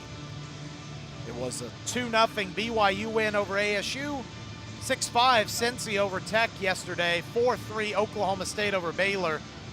Today was the second widest margin in a victory, 4-1 Arizona over BYU, and now this one, 4-1 right now, but with the caliber of the West Virginia offense, that could change drastically in a matter of moments. And it's Kyle West coming up, who we saw hit a moonshot, and it looked like that initial mound visit was to delay time for this bullpen. That's exactly what they're going to do, as it looks like that's Jordan Bischel, the skipper, out, and that's going to do it. It looks like for Chase Horst, as the bullpen door swings open from right center field. And that indeed will do it for Horst. So pitcher number 4 will come into the ball game for Cincinnati. On the other side of the break, you're listening to the Big 12 Baseball Championship on Blaze Radio. Welcome to 4 on 4, where we have 4 experts on the 4 major sports. Join Sammy New, Dylan Wickman, Justin DeHaas, and Sean Brennan on Blaze Radio as they break down an exciting semester of sports that includes the playoff push for NBA and AHL, the start of baseball season, all of March Madness, and so much more. At the end of the day, we're just 4 roommates that love to talk about sports. So join the conversation. Listen live on BlazeRadioOnline.com every Tuesday at 2 p.m. Arizona time. Or, if you missed us, check us out on Spotify, where you can hear all of our shows. Hey everyone, it's Alex Swift from Park the Bus. And as we say now in my country, they brought the bus and they left the bus in front of the goal. If you want to stay updated with the world of soccer or hear 3 Arsenal fans tell you why we're better than Spurs, but Tottenham is the history of the Tottenham. Come check out Park the Bus with me, Alex Swift, Alexander McDonald, and Bob Blue, Tuesdays, 9 to 10 a.m. at blazeradioonline.com. Now that I have your attention, do you like music? Do you like movies? Do you like weird stuff on the internet? Then we have just the show for you. My name's Alex. My name's Dane. And we're the hosts of the DNA podcast. So if you like everything from new and old music to debates on the greatest breakfast foods of all time, join us every Friday at 1 p.m. Pacific Standard Time on blazeradio.com. We can't wait to see your beautiful faces, metaphorically speaking, because we can't see you.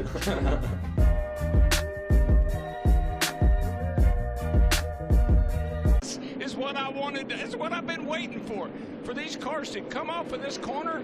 And guys, it's showtime. Boogity, boogity, boogity. Ooh, let's go racing today, boys. Are you a racing fan or want to learn more about the sport? Join Cooper Burns and Eric List every Tuesday from 1 to 2 p.m. Mountain Standard Time on Blaze Radio as they discuss everything from NASCAR to dirt racing and more on Fuel for Thought. So after only a third of an inning, Chase Horst is done. He gives way to the righty, Brandon Shire, who we'll touch on in a minute. Kyle West swings and misses through the first offering with the bases loaded for strike one. Righty out of Portland, Michigan, 4-year transfer from Saginaw Valley State. 158 games pitched, also hit .320. He was a two-way guy at the D2 level. 0-1 downstairs for a ball.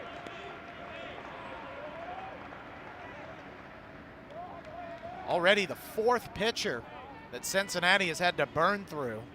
Here still looking to get out of the 4th. Here comes the 1-1. Inside and down, 2 balls and a strike. All that Cincinnati can ask for is the ability to throw strikes. They haven't been able to do so, and once again, down in the count. That one, another miss downstairs. Starting to sound like a broken record at this point, but nowhere to put him without giving up a run. 3-1.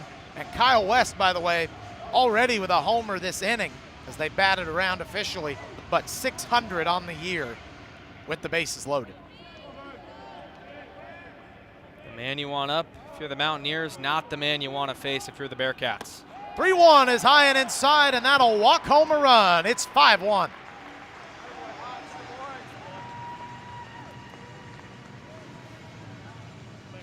Quickly getting out of hand. And no positives to turn to if you're Cincinnati. This 4th inning has simply been a disaster. They entered the inning ahead, Brendan. 1-0. You look up now, 5-1. And West Virginia still batting. Jace Reinhardt now, first pitch strike on the outer black, as they also entered the inning throwing a no-hitter. And now that's gone by the wayside as well. 5 runs on 3 hits only. A plethora of walks in the inning as well. 0-1, a big swing and a miss as Reinhardt tried to make it a 9-1 game. He's down 0-2. Gotta imagine a frustrated Carson Marsh somewhere in that dugout. Got yanked after giving up that home run. Only his 1 hit allowed, and since then it's been a debacle from the bullpen. 0-2. Inside. Good job by Reinhardt to stay back. 1 ball, 2 strikes. The man they call Rhino looking for a big grand slam here. Try and put this one out of reach. 1-2, a swing and a miss. And the inning will end mercifully for the Bearcats. They give up a 5 spot in the bottom of the 4th. We head to the 5th. 5-1 Mountaineers here on Blaze Radio. Are you an avid moviegoer? Maybe you just like sitting down with your family and friends to watch a movie. Then we are the perfect show for you. We are the Cinesnobs. I'm your host, Ryan Brown, followed by my co-host, Noah Singson, and from the latest blockbusters to Golden Age classics, we cover it all. Join us every Friday from 4 p.m. to 5 p.m. where we cover the latest in film news. If you're a tennis fan and want to take a little break from your day, I'm serving up a show for you. This is your host, Pratham Valluri, bringing you Match Point, your weekly tennis content. I'll cover ongoing tournaments, go over the latest news, analyze players and matches, and replay the previous week's biggest moments. Be sure to tune in to Match Point every Wednesday from 3 to 3:30 p.m. on Blaze Radio. While others are sleeping, we are up breaking down the sports world.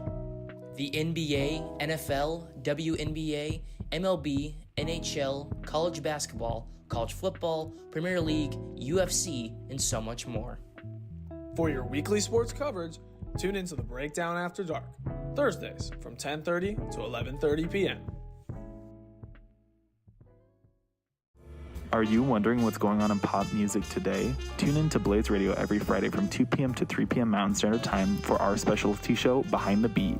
Listen to me, AJ Shinko, and my co-star Catherine Wong dissect the meaning behind your favorite songs and albums. We cover all genres, a plethora of artists, and we showcase the lore of songs we talk about on our show, Behind the Beat.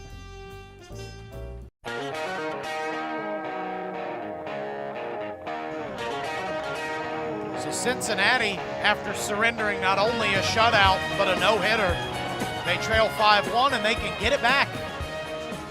Slowly but surely here in the top of the fifth, as it'll be Tommy O'Connor, Donovan Ford, and Carrington Cross. Due up as O'Connor squares to bunt beautifully down the third base line. Kern fires on a turn, but it's not in time, and that's a veteran play by the senior first baseman, laying a beautiful bunt down the third base line to get something going after that big inning they surrendered. That's now 2 infield singles. Let's look back to the second inning with that check swing roller to the left side. Shift was on again, all the way over to the right side of second base. He legged it out, no problem. This time beating the shift with the bunt. That's one way to be 2 for 2, starting to rally. Yeah, Barnett was way over to the right side and playing back. Now Donovan Ford pulls back on a bunt. He's ahead 1-0 as it stayed upstairs.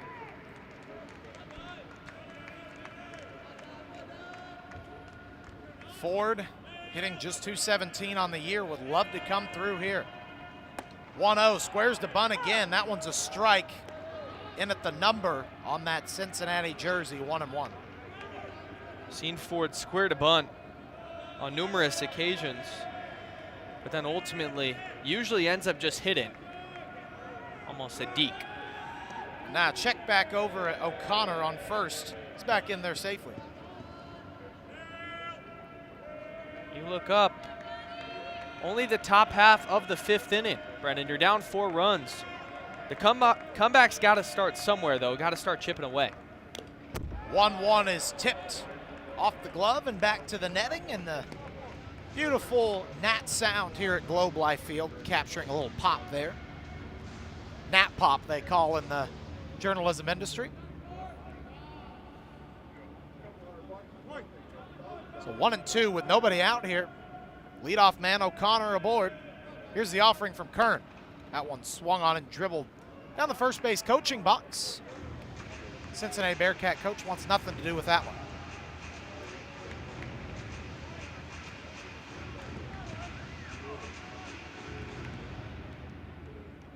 Third baseman Barnett playing even with the base over there at third. Trying to stay wise if there is a surprise bunt. 1-2, hops in there on a skip, and it's even at 2. Donovan Ford was at Newberry where he set so many records. He ended the season with a 34-game on-base streak. He knows how to get on, and exactly what Cincinnati needs, consecutive base runners. Long check at first. Kern ready, 2-2. That one golfed into right center field. It'll drop for a base hit. Rounding second is O'Connor. Wheels flying and runners will be at the corners. Donovan Ford, right on cue, comes through. And they've got third and first with nobody out. You hear Donnie chants echoing that Cincinnati dugout for Donovan Ford. Beautiful piece of hitting to the opposite field.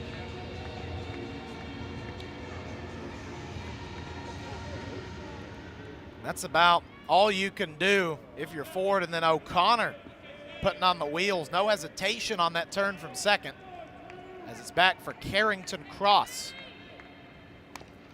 KC will hack one foul back by the on-deck circle on his Bearcat dugout. If you were to ask anybody who's a Cincinnati fan, anyone on that team, who they'd want up right now with 2 runners on, it'd be Carrington Cross. He's due. No hits so far today and no hits yesterday, as that one's outside for a ball, 1-1. Still nobody out here. A big fly, which Cross has 12 of, would make this a 1-run game all of a sudden. Kern checks and fires over to first to keep tabs on Ford.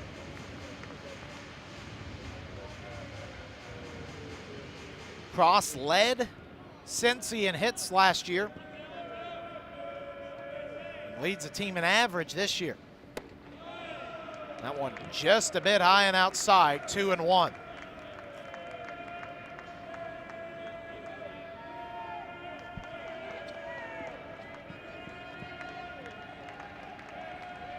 The Golden Spike Award watch list member chops one back up the middle to second for one, over to first, double play.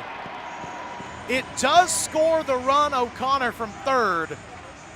So score that one, a 6-3 double play with an RBI. It's 5-2.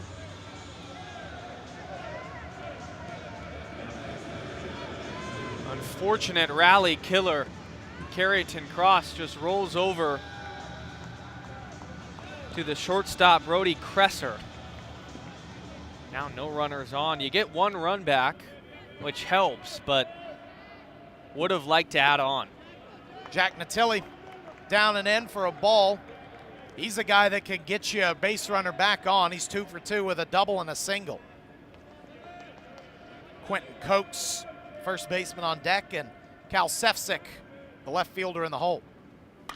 1-0, that one sent a mile out to left field. Back is West, Jack Natilli, 9 rows deep. Hits that one out, and that's another run back on the board. 3 for 3 on the day, and the Bearcats have trimmed the lead to 2. Jack Natilli is just jaw-droppingly good. I talked about it in his last at-bat, but for a true sophomore to be this talented at hitting, MLB scouts with his upside defensively too behind the dish, you gotta just keep an eye on this guy as he develops, because he can rake. You see the bat drop after he connects with that one. A no-doubter to left field. And now Quentin Coates gets an AB here, swings and misses through the first offering. All of a sudden, if you're Cincinnati, that 5-run fourth you just surrendered doesn't look as daunting now that they get 2 back. They trail 5-3. Coates pops that one into shallow right field. The first baseman, Hussey, ranging back, but ranging in is Reinhardt to make the catch. But an RBI double play from Carrington Cross and a big fly from Natilli cut the lead to just 2 for West Virginia. Aiden O'Neill will take you the rest of the way. We got a good one here in Arlington. Where faith meets self-discovery. And culture collides with the modern world. We've had real conversations with people like you. Exploring religion, identity, and the search for meaning. Don't miss it. Be a part of the conversation. Be a little unorthodox. Every Sunday at 11 a.m. With Emily and Abe. What's up, everyone? It's Natalia Marin with Season 2 of Does It Work? Life is still very confusing, so I've decided to continue answering some of life's wonders, asking the question, does it work? We have fun conversations featuring my hours of research evaluating if cultural phenomena, government systems, and psychological theories actually work. Make sure to listen live every Thursday at 9 a.m. on BlazeRadioOnline.com to see if it works. Are you an avid moviegoer? Maybe you just like sitting down with your family and friends to watch a movie. Then we are the perfect show for you. We are the Cinesnobs. I'm your host, Ryan Brown, followed by my co-host, Noah Singson, and from the latest blockbusters to Golden Age classics, we cover it all. Join us every Friday from 4 p.m. to 5 p.m. where we cover the latest in film news. Coming in it.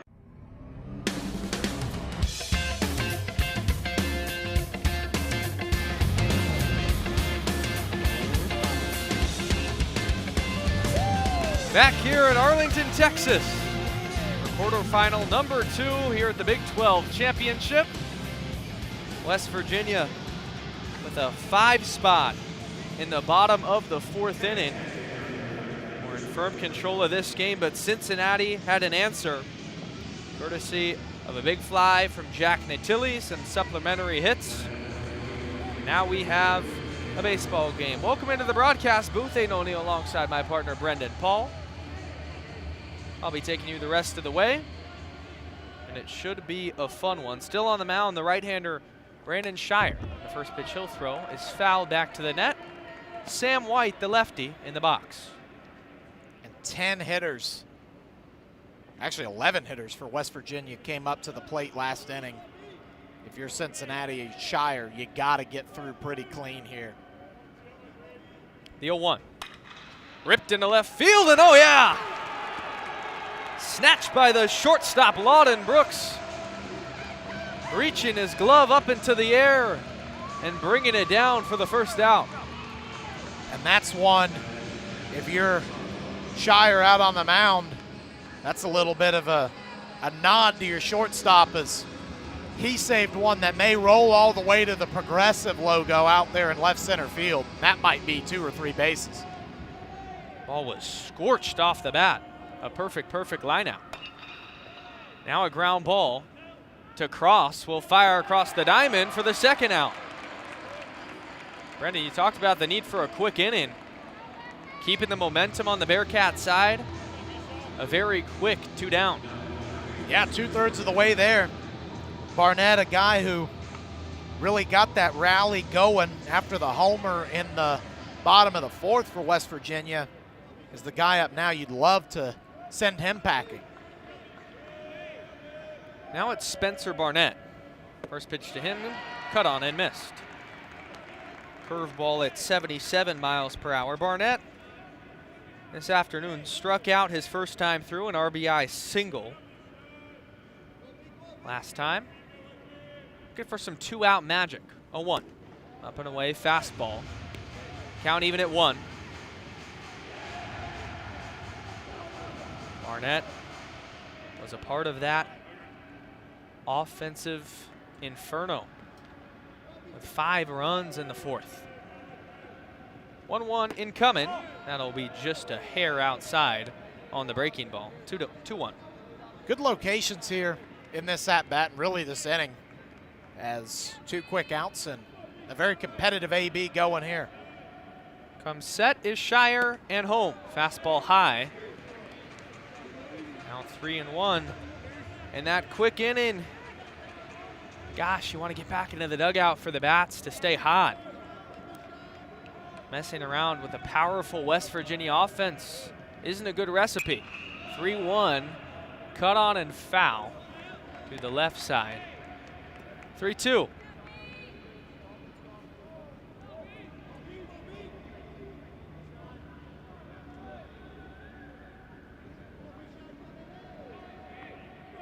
Spencer Barnett, Pittsburgh, Pennsylvania native.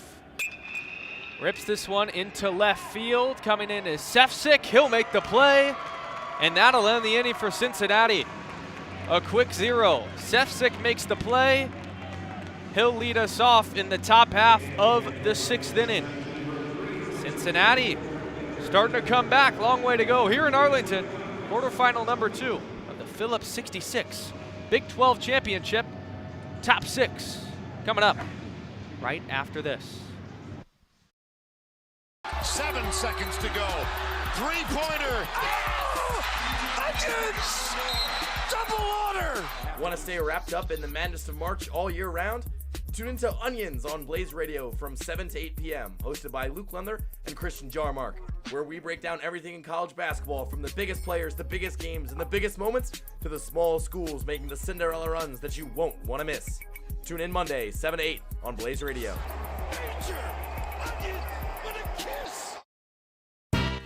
You Throw Like a Girl, A show by girls for everyone.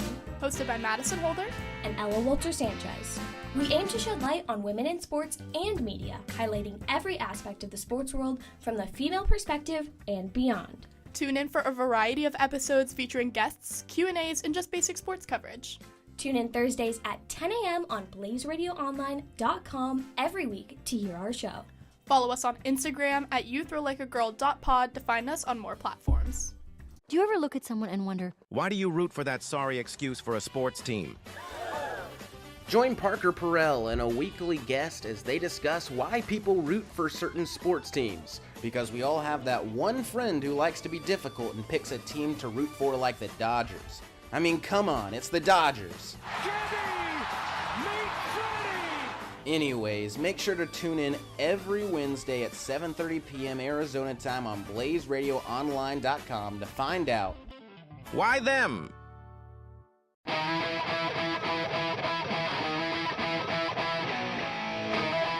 Back here in Arlington, Texas, for the top half of the 6th inning, as the first pitch is ripped into left field to West. Instead, it'll be the center fielder, King, calling him off for a first pitch out.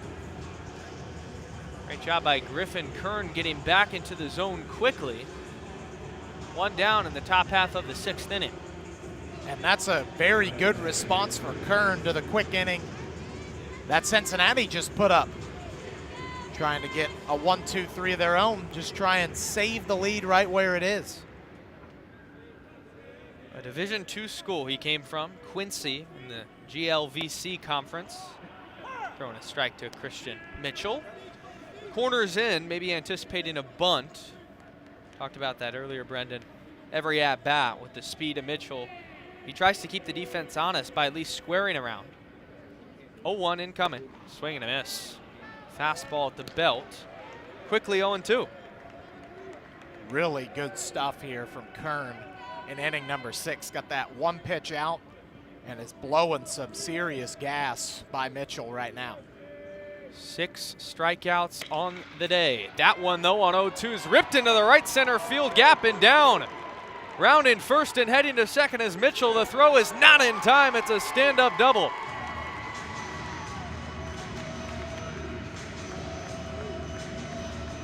How about that for Christian Mitchell? Came in with a strikeout and a pop out to first and stays back, opposite field, sort of down and out. Goes and reaches for that one and did not make a mistake. Now all of a sudden tying run at the plate for Cincy. Corners will stay in to the new batter for Cincinnati. It's Pitts. 0 for 2 on the day, the true freshman. So he'll take a ball outside. Griffin Kern, pitch count at 84. But that West Virginia bullpen's still very quiet. He's on an island. It's his inning. 1-0 the count, 5-3 Cincinnati, top 6. Comes home. Fastball inside corner for a strike.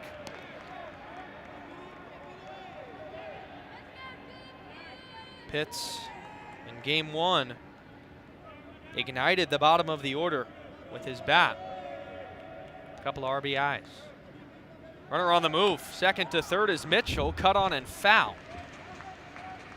So with the foul ball, Mitchell will have to trot back to second. 1-2.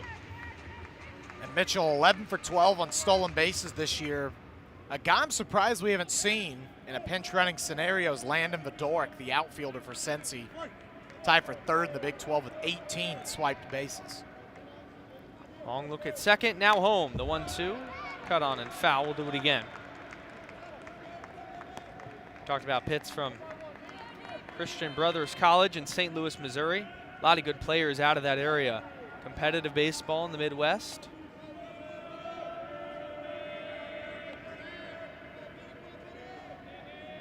One, two.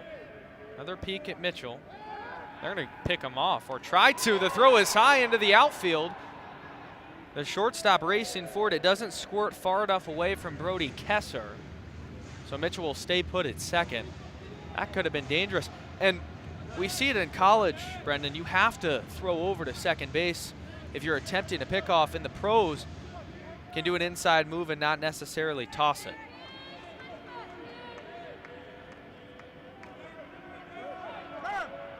And just like that, really peculiar. Kern came set, ready to come home for the 1-2 pitch, and his coach, head down, just kept on walking, almost like there wasn't a game going on in the field. Steve Sabins must have not liked something he saw there from Kern, the lefty. As you mentioned, it's stagnant in that Lockheed Martin bullpen out there in left center field. Now we see a man getting up to stretch. It's Cole Fairman, the lefty, but as you said, it's going to be Kern at least the rest of the way here throughout the sixth, unless something goes incredibly south. Coaches take a lot of pride in their pickoff plays and the execution in practice. I would guess that that conversation probably had something to do with the lack thereof of execution. Almost a costly error to move the runner within 90 feet. However, no harm. 1-2 again. Kern comes home. Got him swinging. It's the slider at 78 miles per hour down in the zone. Griffin Kern's 7th of the afternoon. And a really good day for him. That marks number 90 on the season for the lefty. So really efficient with the punch out this season and getting it done here in a tournament game where it matters the most. Had some hang in the middle of the zone. Fortunate to get a swing and miss. Lawton Brooks now up with 2 outs for the Bearcats. Still representing the tying run as Kern will take a peek at second. Inside move and toss over to the shortstop Kresser. Nothing doing. Both of these teams likely cemented and punched their tickets into the NCAA tournament. But a run in your conference tournament can provide so much value. First pitch to Brooks, in there for a strike at the knees. They have Cincinnati right now. D1 Baseball does as a 3 seed down in the Southern Mississippi Regional, which right now they're nationally seeded at 14. And the seeding purposes means the world. Wherever you go to play, the quality of opponents. So these games really do matter. Lawton Brooks will sky the 0-1 pitch to right field. Coming in is the right fielder Reinhardt and making the catch to end the inning. Cincinnati with a 1-out double from Christian Mitchell. Cannot bring him around to score. The offense goes down quietly. Still down 5-3. As we head to the home half of the 6th inning. This is college baseball on Blaze Radio.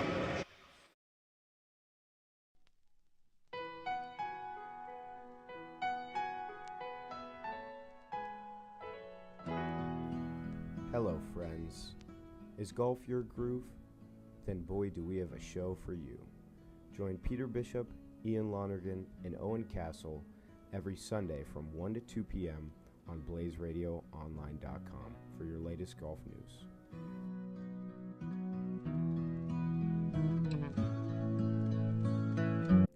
Hello, and welcome to Queen of the Court. Here, we pride ourselves on a super laid-back, low-stakes environment. Boston will hoist. Where everyone gets along. Oh, it's getting chippy. Live on Blaze Radio since 2022. Back to back. Because here, basketball matters. Beautiful pass and a good catch and finish. And if you love Thomas with the spin move. Basketball, unforgettable finish. Then tune in to Blaze Radio Tuesdays at 10 a.m. Basketball's fun.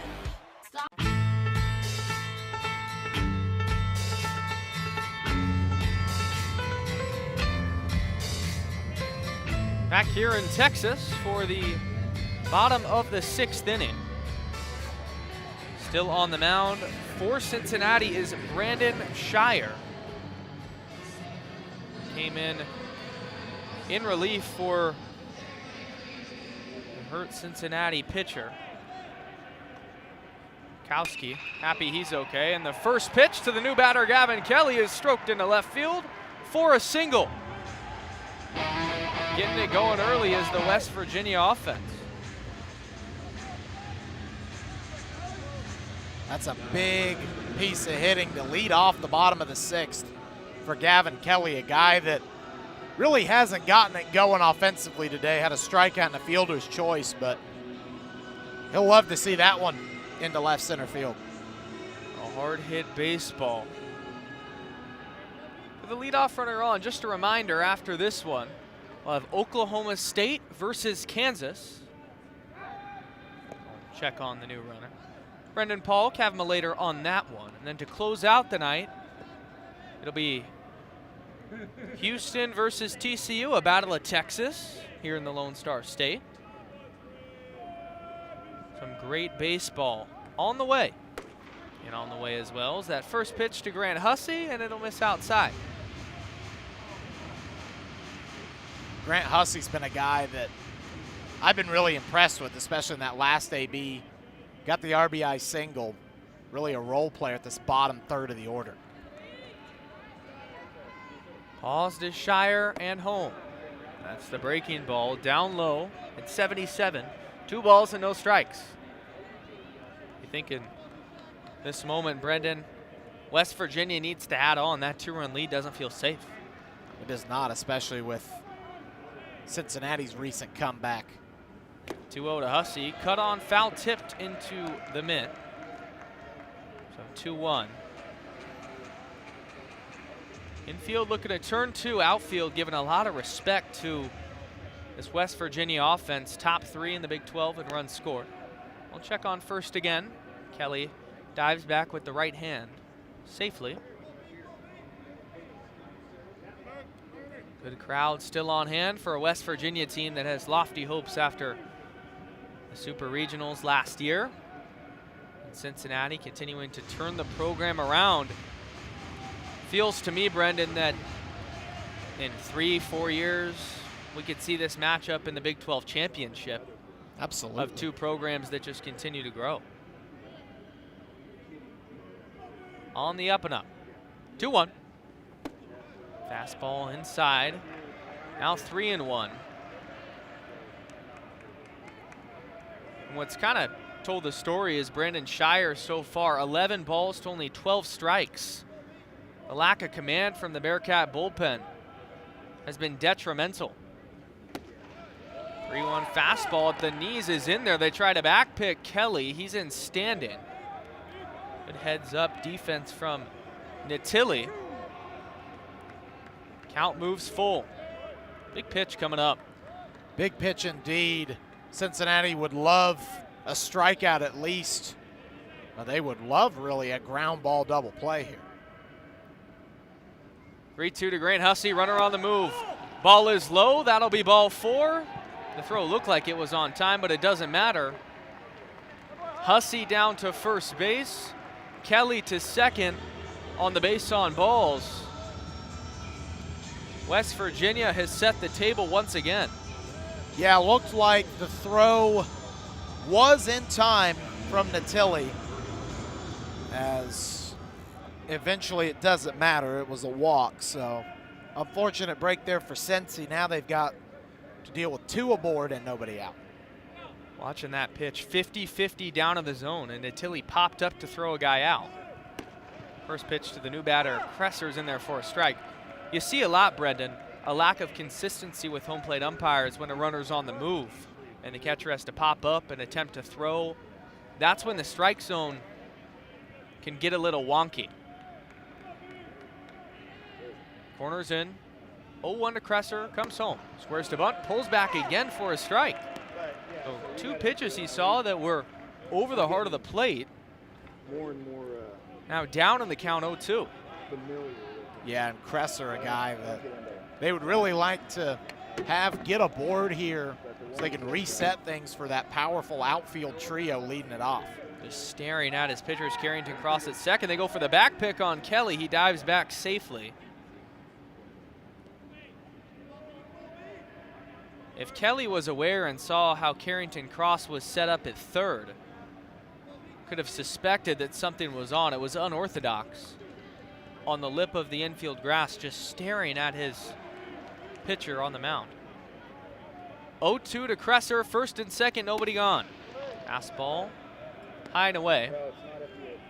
5-3 your score. West Virginia leads the 1 seed, taking on the 8 seed Cincinnati here in the bottom of the 6th inning.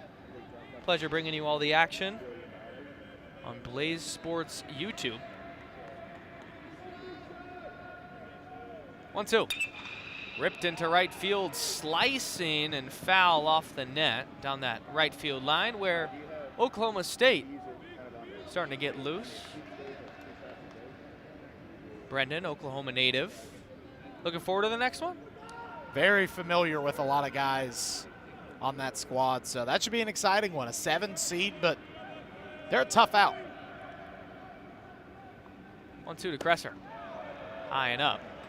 Oklahoma State also has that championship pedigree where you get into a tournament, you just got to get in the dance. They're that sort of team. And then from then on can go on whatever run. 10 on the pitch clock, counting down. 2-2.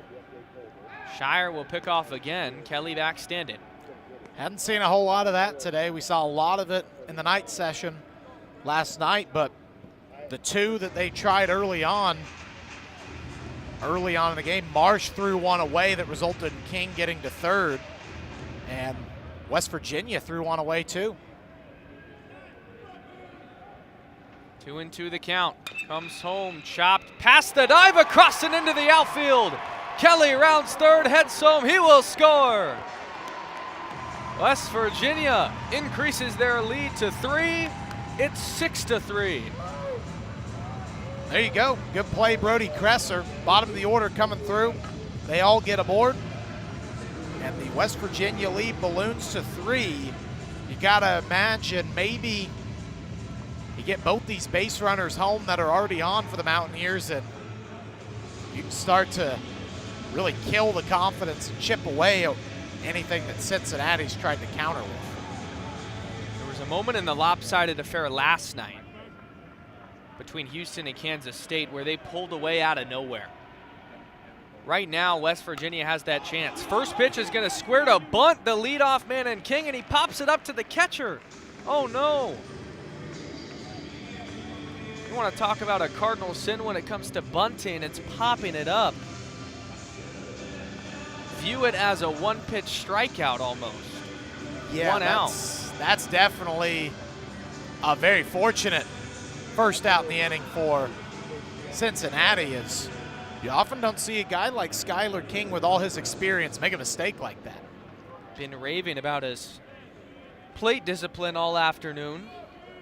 And a great time to bunt. Don't hate the call at all. It was just a lack of execution. 1 out to Kyle West, who homered earlier. A huge, big fly to right. Well over 390. He's a ball. 2 RBIs today. Pitch to West, high and away for a ball. 2-0.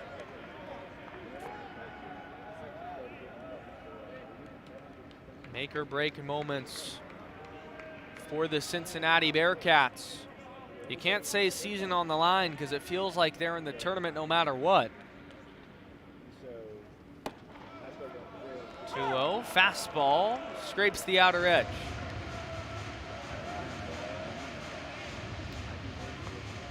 Kyle West, a senior leader on this team. All Big 12 second team this season. Take the 2-1 and chop it into the catcher's mitt. 2-2. Another big spot here. Ground ball double play would be the ideal outcome for Shire. Just trying to eat a little time here with Ty Barnett warming in the Cincinnati bullpen. West started this whole thing with the first hit of the game. Both runners on the move. Strikeout, throw down to third. He's safe. A double steal after the punch out. And Shire, the pitcher, leaped off the mound looking into the dugout to Jordan Schillen and asking for a challenge. I'll tell you what, that is a very heroic and underappreciated dive there by Carrington Cross. That one looked like it could have been tailor-made into the outfield if he's not able to readjust his body and haul that one in. Oh, and it looks close, but I think that's going to have to stand. There's not a definitive angle there. First pitch to the new batter, Jace Reinhardt, is a breaking ball for a strike. You got to give credit to Hussey with that slide, a swim move to evade to the far right side of the bag, keeping the inning alive for his Mountaineers. 0-1 to Reinhardt, cut on and foul. Right near that nap mic. Looks like the catcher Natilli might have caught a piece of something in his eyes as he takes off his mask, sets down the baseball, as the umpire will rub it and toss it away, giving him an extra moment. Yeah, that's an impressive move. They show the replay again of that slide. The left arm of Hussey just sort of bends it back and out of the way. He's safe at third. 0-2, 2 outs. Second and third. Pitch home. Fastball high. Has an open base to play with. Waiting on deck is White, who's hitless, but Reinhardt currently riding a hat trick this afternoon, looking to avoid the golden sombrero. Pitch home. Foul back to the net. Good battle.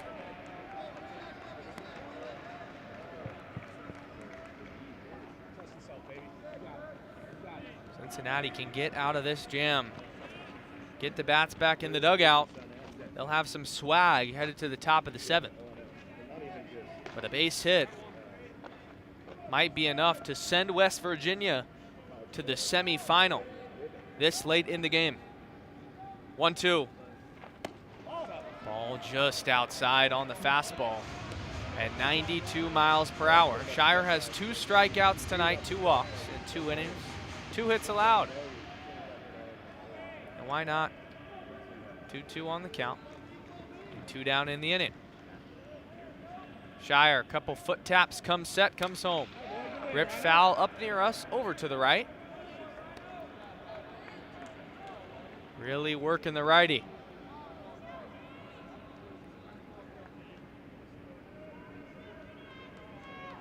White on deck. Sauve in the hole. The heart of this West Virginia order looking for 2-out magic. The 2-2. Ball just outside again. And Shire's looking in there saying, how much closer do I gotta be to get that call? Jack Natilli had a really good frame up there. So we see it again here on the replay. That one right on the paint, and a nice move with the glove in one motion, but no dice. 3-2 home. Foul back again. It feels like the pitchers tonight have gotten that call too. Oh yeah, it's on been the outer there. edge. It's been there a couple of times. It's a little inconsistent at times, but I guess it just depends on how forgiving Mike Morris is with the framing. Full count, 3-2, 2 outs home, and ball 4 is high. A 2-out walk to Jace Reinhardt loads the bases. West Virginia in business with 2 down. And Jace Reinhardt, already a guy who's got the hat trick of strikeouts, looking to have a productive AB, and it's not going to get him in the hit column, but it will for sure have him avoid 4 strikeouts in one game. Sam White's turn, who an inning ago had a hit taken away by A great catch by Lawton Brooks at short. He replicates that swing. He'll probably find the outfield. First one he sees is a fastball for a strike. In all Big 12 honorable mention the past 2 seasons.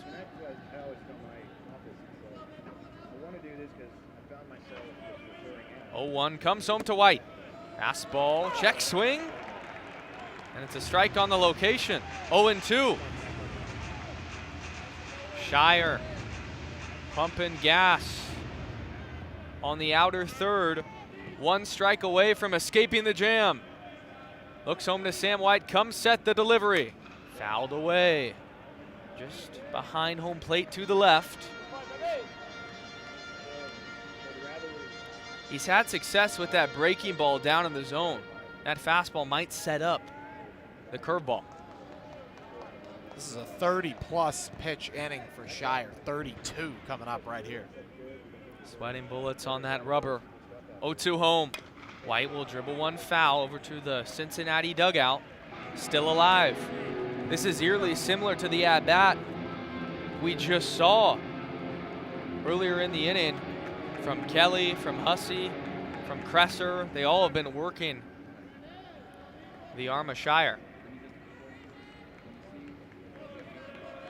Still ahead though, 0-2. Takes a peek at third. Bases still loaded, 2 down.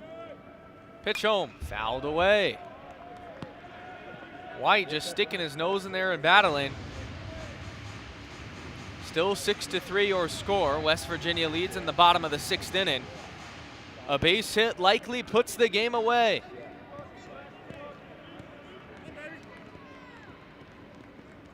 Shire will take a look at his mitt. The red, just like that, red for the Bearcats. 0-2 home to White. Fastball outside. When you're in swing mode like White, fouling off a couple pitches consecutively, it's difficult to take that pitch. It is, and you saw him exhale there, take a deep breath out of the batter's box, just trying to settle back into the mindset after being in swing away mode. Shire just looking to escape. White will rip it into right field, down for a base hit. 1 run will score, the second one is in. Sam White delivers. A 2 RBI single makes it 8-3. Yep, and that might just be enough to conclude matters here in this one. I mean, there's still a 7th, 8th, and 9th for Cincinnati, but West Virginia, man, that top 4 or 5 hitters in that order, they're money. And when you get the bottom 4 setting the table for them, all 7, 8, 9 reached in this inning, that's really a tough team to beat. Not many teams are going to beat them. Now to be Logan Soff with 2 down. Fastball in there. If you're Brandon Shire, you got to be kicking yourself. Stuff hasn't even been that bad, been competing, but the quality of at-bats from West Virginia getting deep into counts have allowed for mistakes. They're going to leave him out there trying to work out of this one. A 1 to Sov. Hacked and missed at 0-2. Now just damage control. Lefty Warman in the Cincinnati bullpen. Lefty on deck and Barnett. This could be the last batter for Shire. 0-2. Fly ball into right field. Tracking is Ford. Couple steps in. He'll make the play, and that will end the inning. But West Virginia, a big-time 6th with 3 runs of their own, increasing the lead to 5. We head to the top of the 7th inning. The 1 seed showing why they are number 1 in the quarterfinal. Big 12 championship here on Blaze Radio. Final 3 innings coming up right after this. Welcome to your favorite show where everything is untitled, unscripted, and unhinged. Us Podsmiths and Yes Podsmiths are what professional podcasters are called. Let's just say we're your favorite Podsmiths. On our show, we discuss a variety of different topics and segments, from the latest news to your favorite tunes. And And it's not just us. Every week we bring in a special guest to shake things up. So join me, CJ Stevenson, and me, Kate Nakamura, every Monday at 4:30 p.m. on Blaze Radio. Adventurer, quickly, I don't have much time. I have a quest for you. You must travel to blazeradioonline.com to listen to the stories on Traveler's Guide to Faerun. Find the dutiful guide, Anion Fack McDaniels, who can tell you all about the legendary lore of the world behind Dungeons & Dragons every single week. Remember, Adventurer, Traveler's Guide to Faerun, every Wednesday night at 8, only on Blaze Radio. Adventure awaits. The world is a vampire.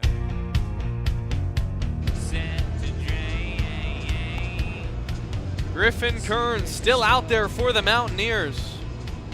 And he's got a little extra run support to go with it. West Virginia tacks on 3 more. Score now 8-3. Aiden O'Neill alongside Brendan Paul.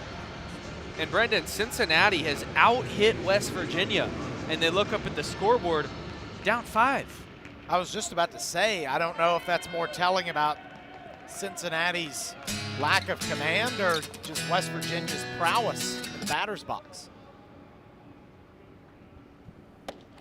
First pitch to the batter, Tommy O'Connor's in there for a strike. Shift on for him, per usual, with 3 infielders towards the right side of second base and deep into the hole. 0-1 left on left. Tommy will pop it up. The pitcher, Kern, says, I got it. Tough play for the pitcher, but he'll squeeze it a couple of feet in front of home plate for out number 1. Always love when a pitcher can make the play on the pop fly. Usually the other infielders tell the pitcher to get the heck away from the ball, but that time Griffin Kern will take it himself and say, hey guys, I can field it too. Gets the first out of the 7th. Definitely helps in that case, Brendan, with the shift on. Not a lot of other infielders in sight. He really had to take it himself. It was either going to be Kern or the catcher, Sov. First pitch to the new batter, Donovan Ford, cut on and missed. But Kern has been just as advertised. During the open, we talked about all Big 12 first team. It's 6 1/3 innings pitched with 7 strikeouts, only 1 run allowed. The 0-1 in there at the knees. And 2, what's been so impressive is he's given up 7 hits and been able to escape those jams. Yeah, Cincinnati left 4 on base here in the early going. That just speaks volumes about Kern's command. The 0-2 to Ford, down and inside. Kern with the high pants on. Left-hander. At fastball velo, low 90s. So good at locating. 1-2 home. Breaking ball just inside. I don't know where that one missed, Brendan. Maybe a little high, but that one looked pretty good on the upper part of the strike zone. That's been a call that both sides have been getting quite a bit tonight. Infield now at normal depth. No shift with Ford. 2-2. Ford will cue it foul. Teammate on deck, Lawton Brooks, will pick it up in the on-deck circle. Cross, excuse me. But that West Virginia bullpen, still quiet. Look up at that pitch count. It's at 97. They're extending him today. Comes home. Fouled away, and Carrington Cross, watch out. The first one was friendly, just cued. He picked it up, he tossed it away. This one actually had a chance of maybe hurting him as it was hit harder. I think one more would result in maybe a scuffle in the dugout in between innings. Yeah, Cross may come out with some catcher's gear on the on-deck circle next time. 2-2, comes set, comes home. Fouled straight back. Anywhere in the vicinity, I'm sure Cross just finds amusing a little bit.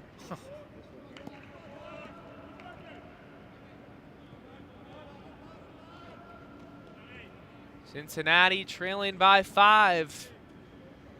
Here in the top half of the 7th inning, it's 8-3 with 1 out.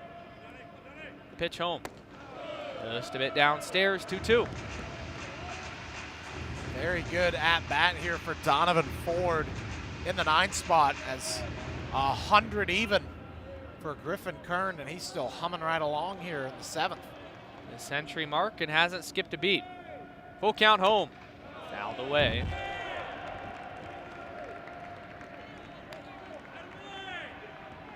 A lot of experience that Kern gained at the Division II level. Carrying it over, competing at the highest level now. And left-handers that can command, that can throw decently hard, always going to have a chance at playing at the next level. 3-2, got him swinging. A perfect pitch on the slider. Kern registers another strikeout on his 102nd pitch of the night. That's now number 8, and he just elevated the fastball right by him. That's a great pitch there. He's really had that elevated heater working all night. Gets Ford there, and now a chance to go 1, 2, 3 here and finish 7 complete. Carrington cross. We'll dig in now and foul it right back to the net. Obviously, we haven't watched Cincinnati all season long and seen Carrington Cross's production in person. But you can only imagine the absence they've felt this tournament. He still has yet to record a hit. Came up his last time through in the biggest moment of this game for Cincinnati's offense and grounded into a double play. Yeah, he's really been absent here in these first 2 games. His teammates picked him up last time. 0-1 squares to bunt. Maybe a way to break out of the slump, just get on base. But he pulls it back and takes a ball.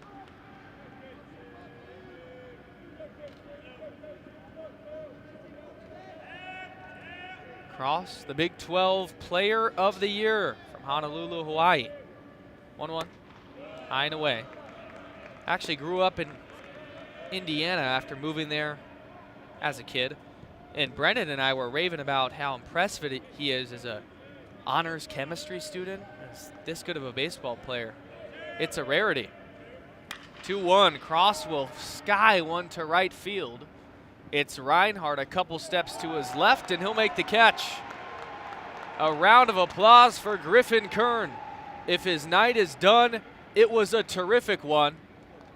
And he gave West Virginia an outstanding chance to go and win this baseball game, potentially advancing to the semifinals. Stretch time here at Globe Life Park. We'll step aside and be back. College baseball, Blaze Radio, right after this. Do you ever look at someone and wonder, Why do you root for that sorry excuse for a sports team? Join Parker Perrell and a weekly guest as they discuss why people root for certain sports teams. Because we all have that one friend who likes to be difficult and picks a team to root for like the Dodgers. I mean, come on, it's the Dodgers. Anyways, make sure to tune in every Wednesday at 7:30 p.m. Arizona time on BlazeRadioOnline.com to find out. Why them? Are you wondering what's going on in pop music today? Tune in to Blaze Radio every Friday from 2 p.m. to 3 p.m. Mountain Standard Time for our specialty show, Behind the Beat. Listen to me, AJ Shinko, and my co-star Catherine Wong dissect the meaning behind your favorite songs and albums. We cover all genres, a plethora of artists, and we showcase the lore of songs we talk about on our show, Behind the Beat. You Throw Like a Girl. A show by girls for everyone. Hosted by Madison Holder and Ella Walter-Sanchez.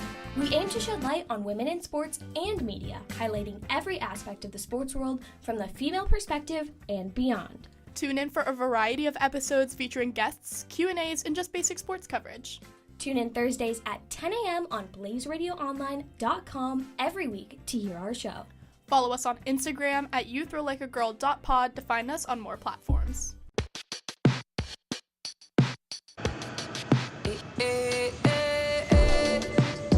Bottom of the 7th inning, Arlington, Texas.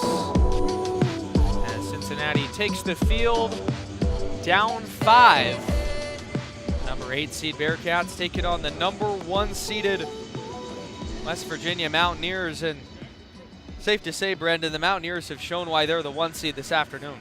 They really took advantage of some lack of control from Cincinnati. They put up a 5 in the 4th inning, and they put up 3 more in the bottom of the 6th, and looking to do more damage here, potentially get this one to double digits first time this tournament. He sputtered a bit down the stretch, getting swept by Kansas to end the regular season at home, as the first pitch to Spencer Barnett is high. So being able to rally, kind of put that beside you and come out and deliver a good performance in the Big 12 championship, it shows a lot. 1-0 home. Downstairs. Kansas, another good team in the Big 12. They'll play next. They're the 2 seed. Good job by their second-year skipper to really do a good job, Dan Fitzgerald. 2-0 home. Barnett will cut on it, get a piece right behind home plate, out of play. 2-1. Sophomore infielder tonight has an RBI single. That's his lone tally in the hit department, as he'll take a ball. 3-1. New pitcher Ty Barnett on the mound, the left-hander for Cincinnati. 3.46 ERA on the season in 13 innings pitched. 3-1 home is low. West Virginia gets their leadoff man on in the form of Spencer Barnett. Very patient AB from Spencer Barnett in the 6th hole. And here we go again with the bottom third of the order coming in as we see a righty warming already. Joel Pinero for Cincy, if things really start to get out of hand for Ty Barnett here. Might start to think ahead to saving arms for the tournament. A regional appearance for the Bearcats if this gets too out of hand, as Gavin Kelly will take a strike. But plenty of time in between now and a regional to rest and recover. Those will be taking place next week. We have Selection Monday, noon Eastern on ESPN2. The 0-1 is cut on and fouled. A lot of these bubble teams, Brendan, they're sitting back, and if they're eliminated already, like in Arizona State, you're just hoping that no one steals bids, and if a miracle occurs, that you somehow get your foot into the door, into the dance. So far, it's been chalk here in the quarterfinals of the Big 12. ASU hopes it continues that way. 0-2, Kelly backing out of play. Talked about it off air, but you see a lot more chalk in the college baseball world. It feels like the superior teams usually reign supreme. Not as many Cinderella runs. We had 2 upsets yesterday, but as Brendan pointed out, today has been right on par. 1-2, ripped foul by Kelly down towards the third base side, and foul.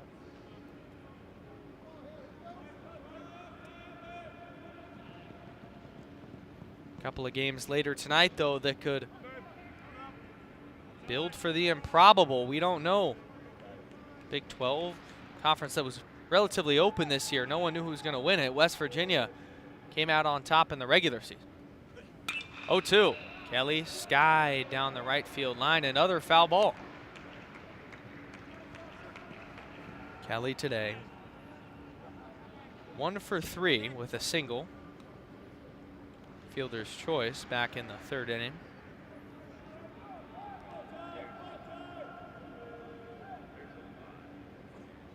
Pitch home. Kelly rips it into left field. That's down for a hit. Everyone will move up a bag. It's 1st and 2nd. Nobody out for the Mountaineers. Another good AB for Gavin Kelly. He continues to stay hot. Singles in back-to-back innings. 103 off the bat there, and this bottom third, they have really come to play today. They've gotten a lot done. Be interested to see the coaching philosophy. Up 8-3 with runners on 1st and 2nd, nobody out. Cincinnati still thinks there's a chance Hussey bunts. He squares around. First pitch, perfect bunt down the third baseline. The catcher picks it up, throws, not in time. It's a push bunt for the left-handed batter that results in an infield single. And watching the replay, Brendan, I can't help but think that that ball was going foul if Natilli just let it roll. Definitely was close. Natilli trying to play hero there. Made a pretty good play, spun on the turf, and threw a pretty on-line dart over to first, a little low, but it doesn't matter as the speed from Grant Hussey beats it out. Bases loaded to Kresser. First pitch he'll see is skied into right field. Ford will catch. Runners will tag. Throw goes to third. Everybody's safe. Number 18 in blue and Barnett comes in to score. West Virginia mounts a 9-3 lead. Runners on the corners now with one out. And another sac fly for Brody Kresser in that 9 spot. So now the lineup flips over. And this is when you can really see some damage start to be done if you're not careful. Was Kresser jumping on the first pitch of that at-bat. A job well done from him. Now it really does feel like this lead might be insurmountable in the bottom of the 7th inning. The winner here tonight will take on Arizona in the semifinal tomorrow. A little bit of different time for your games tomorrow afternoon. Obviously only 2 of the 4 p.m. start for game number 9 of the tournament, the first semifinal. If West Virginia holds on, that'll be the Mountaineers versus the Wildcats, and then on the bottom half of the bracket, gotta wait for Kansas, Oklahoma State, gotta wait for TCU and Houston. So don't go anywhere. All the coverage here with Blaze Radio. This pitch home to Skylar King is in there for a strike on the inside corner. Left on left with Ty Barnett on the mound. King, his last time up, popped up a bunt attempt. And in the moment, it felt like a huge deal. An opportunity wasted, but the Mountaineers have picked him up. 0-1, chop to the right side. It's going to be the second baseman taking it himself, but that will bring in the runner. West Virginia adds on a run as Kelly comes in to score. The right decision by Mitchell at second base, but still brings home another run.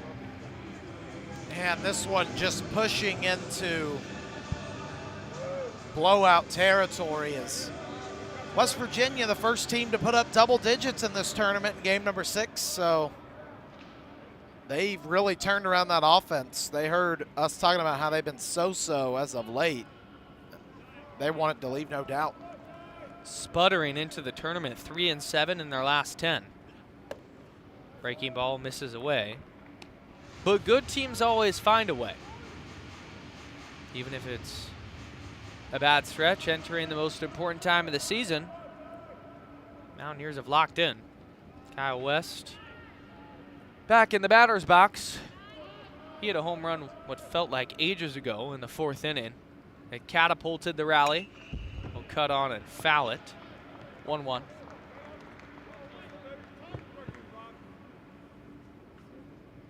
Cincinnati had a little bit of an answer offensively in the top half of the 5th. But looking at innings 4 through 7 in a microscope, that's West Virginia outscoring Cincinnati 10-2. Pitch home inside for a ball. That's the loopy breaker. Yeah, if you're tuning in late here, you may not realize this game started as a pitcher's duel. We were looking at a 1-0 ball game with a no-hitter in the bottom of the 4th. We also were looking at a really quick contest, just flying through. 2-1 to West. Check swing outside. No appeal to third. 3-1 the count. And you get to a point if you're Cincinnati where you just want to get out of here and maintain some positive thoughts.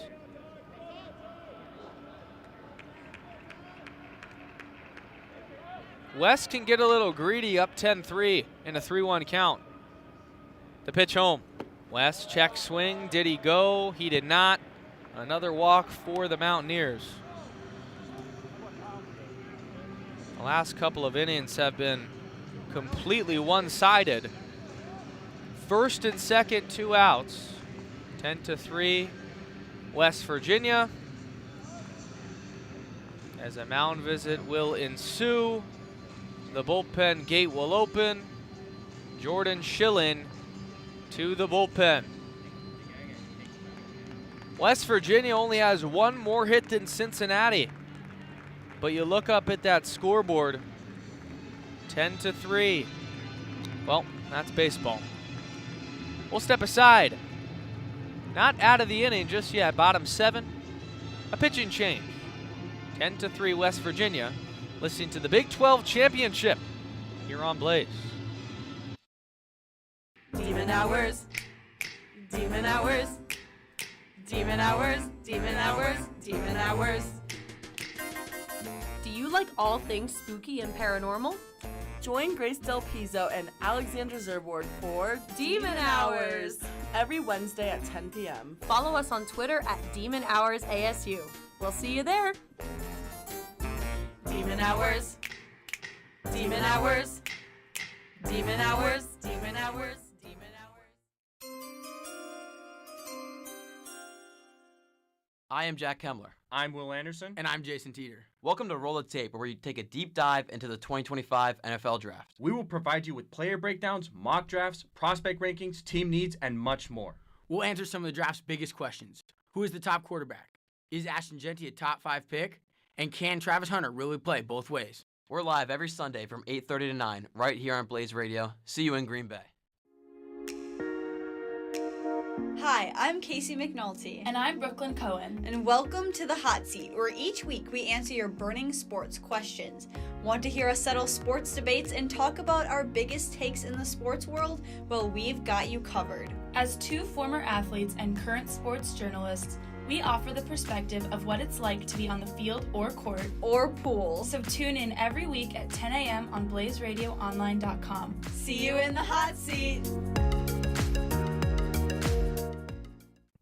Hey, do you like banger tunes? And do you like banger tunes from a wide eclectic range of genres? Well, if you said yes to either of those questions, tune in to The Jay Fu Show every Sunday morning from 10 to 11 right here on Blaze Radio, streaming exclusively blazeradioonline.com. I'm Jack Footer, aka Jay Fu, and each week on The Jay Fu Show, we'll play you great tunes to get your Sunday fun day rolling and for you to crush the upcoming week. It's The Jay Fu Show right here on Blaze Radio.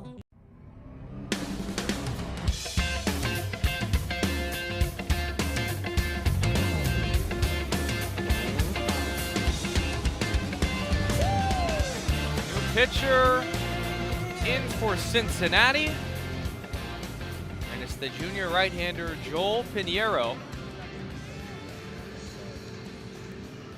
He will enter a jam with runners on first and second. If you think that last name sounds familiar, it is. Father Joel played 12 seasons in Major League Baseball with the Mariners, the Red Sox, the Cardinals, and the Angels. Learned a lot from his father. Carried that over into the collegiate level, and it looks like we're going to have a pinch hitter for West Virginia. Number 37,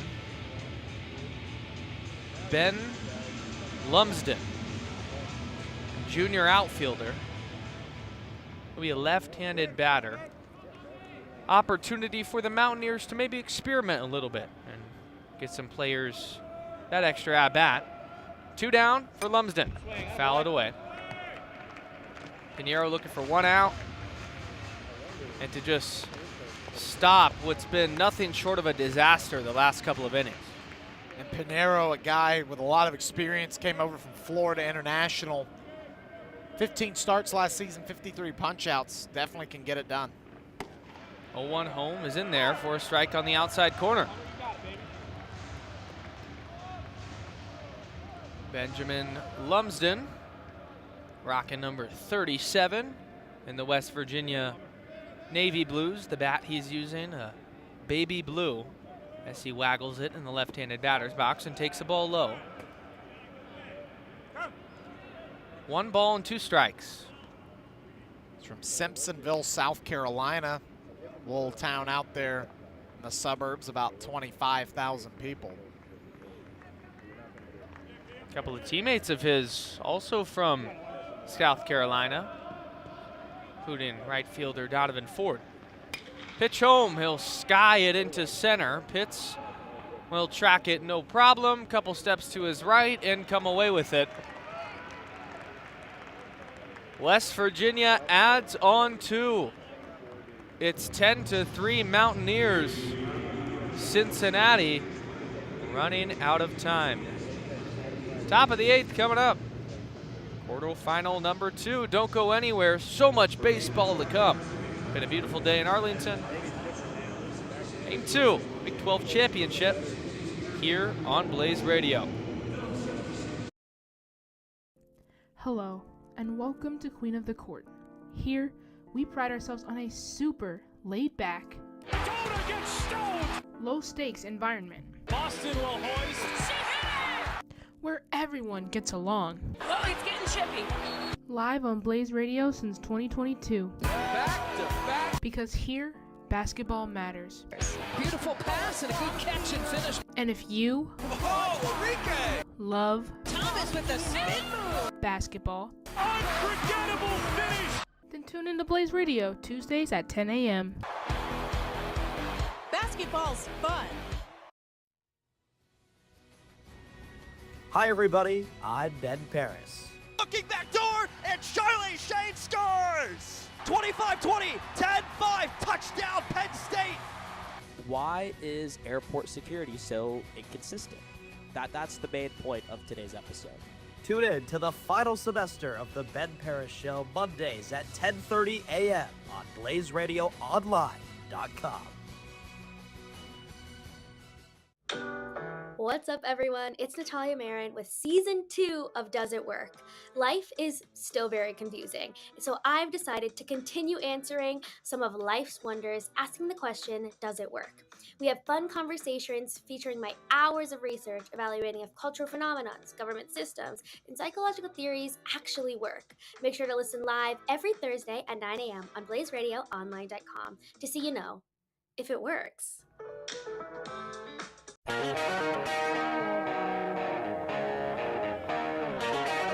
Back here on Blaze Radio, as you won't believe it, Griffin Kern is still out there. A head-scratching decision, but there must be a method behind the madness. Sat for quite some time in that last inning, Griffin Kern did. 1-1 count to Jack Natilli. As Natilli, Brendan, is a triple away from the cycle.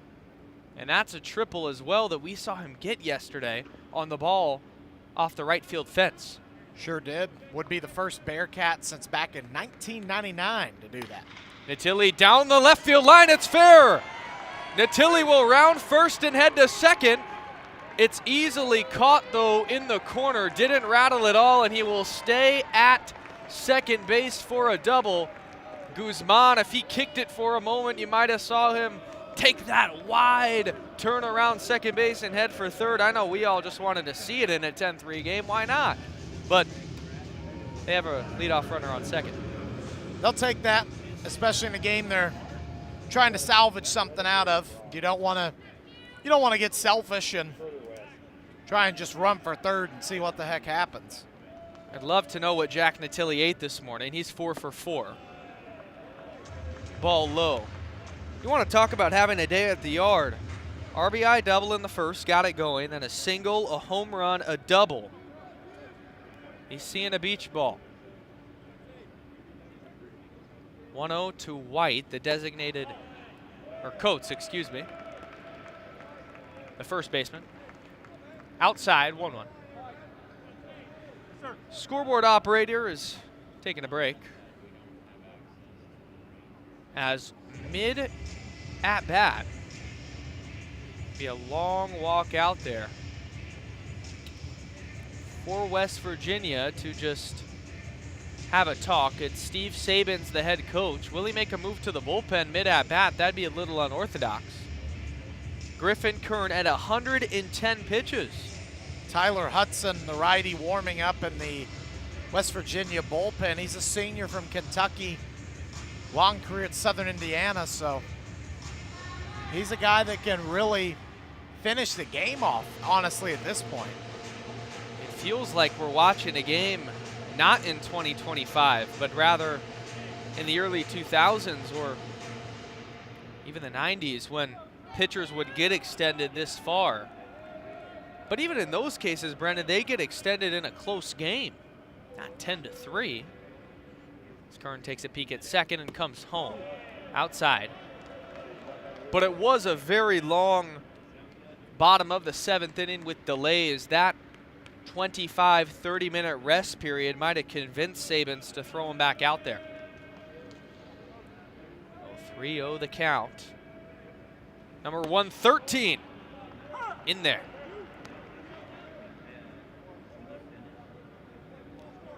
Quentin Coates had that big fly yesterday. 0 for 3 tonight. The 3-1.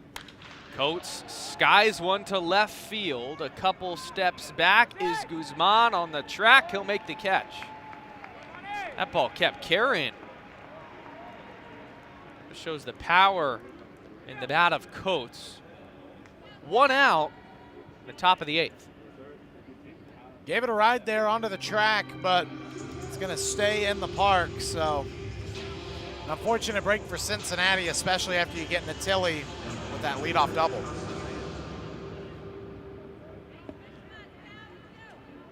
It's Sefcik's turn, who's 0 for 3. Foul back to the net.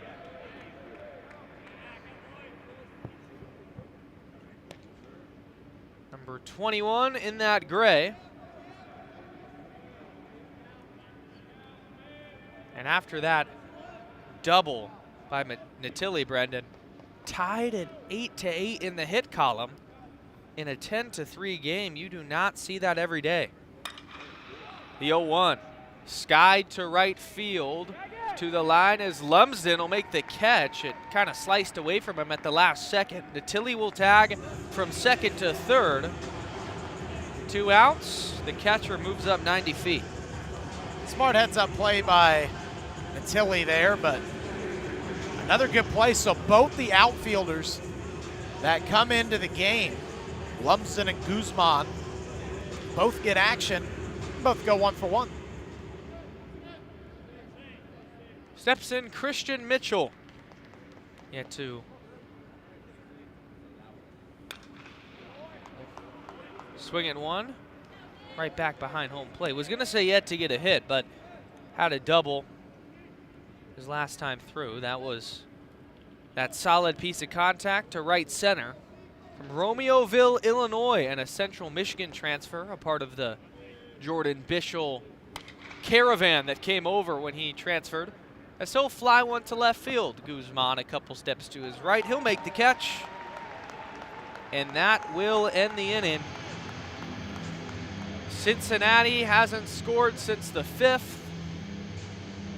And their offense continues to struggle, nearing closer to an exit in the Big 12 tournament. The Phillips 66 Big 12 Championship. Blaze Radio. Bottom 8 coming up right after these messages.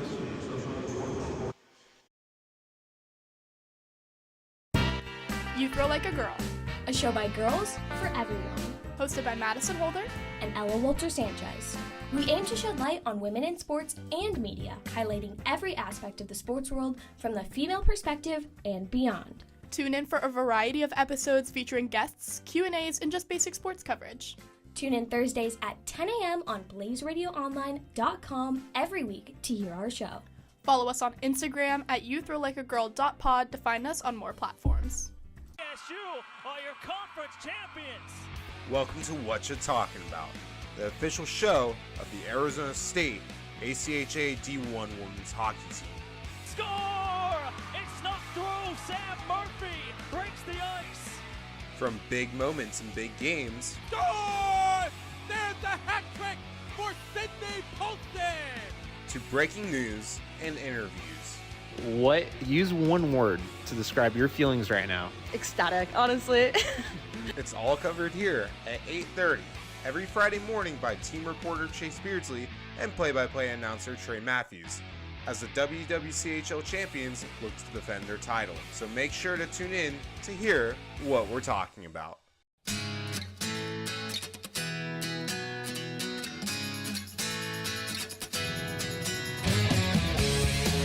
Back here at the beautiful Globe Life Field, the ballpark of the Texas Rangers, newly built.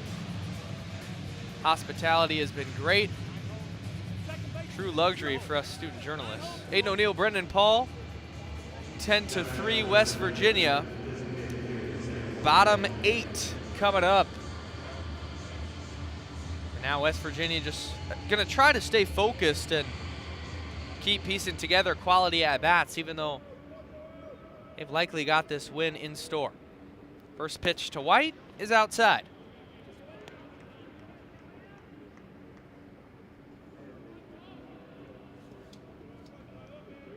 White, his last time through, had a 2 RBI single into right field. 1-0. Fly ball to left field. Tracking towards the line is Sefcik, and it'll stay in play. He'll make the catch right near the line. Off the crack of the bat, that surely looked foul, but it kind of died down as Sefcik approached the right field bleachers, and he was able to haul it in. Good communication there from Cincinnati. Had a guy shouting room, room, meaning he's got room down the line to make the play. Needed to because it was still fair.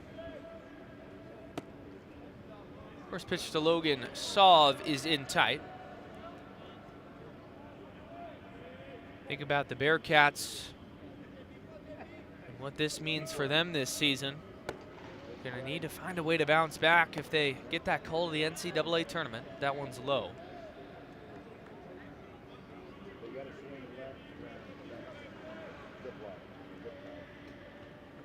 Do well. Also down, Cal moves to 3-0. All time, West Virginia's 10-5 against UC. They've had their number, 15 contests, as that 3-0 is poured in. But West Virginia did handle business against Cincinnati at home when they matched up in the Big 12 conference schedule. That one's rolled over by Sauve to Carrington Cross. He'll fire across the diamond for the second out. Pretty routine start to this bottom of the 8th. Trying to preserve Pinero to finish this one. He's the 6th pitcher the Cincinnati's had to use. I'm running out of spots. I only got room for one more on my scorecard here. And Jordan Bischel's going to go to the bullpen.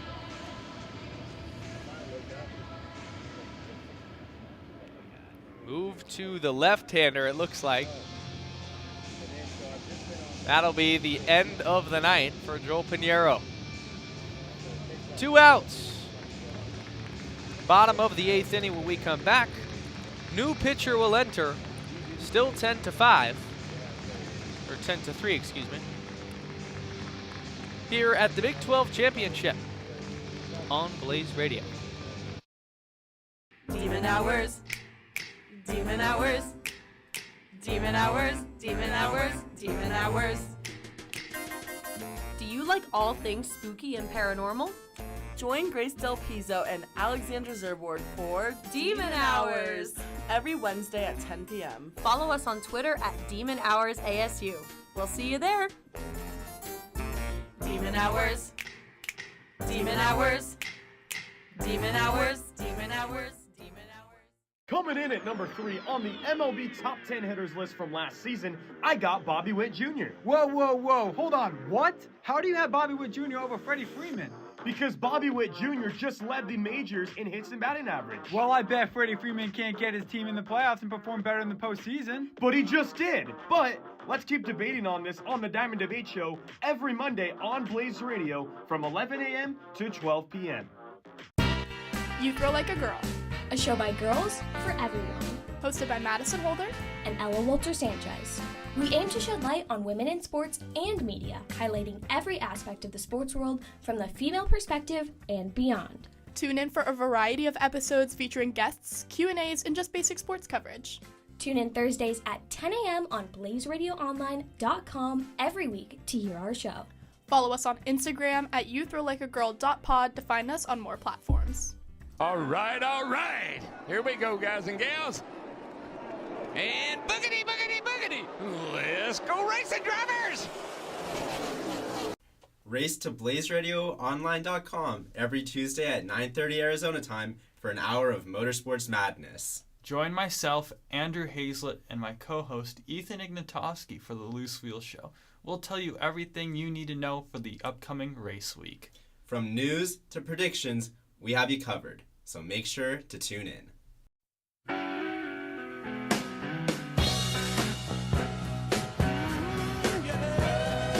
New pitcher for the Cincinnati Bearcats is the true freshman, Hudson Johnson, Prior Lake, Minnesota native, who attended Prior Lake High School during his high school years and made the All-Metro team as a senior, a 5-1 record with a .94 ERA.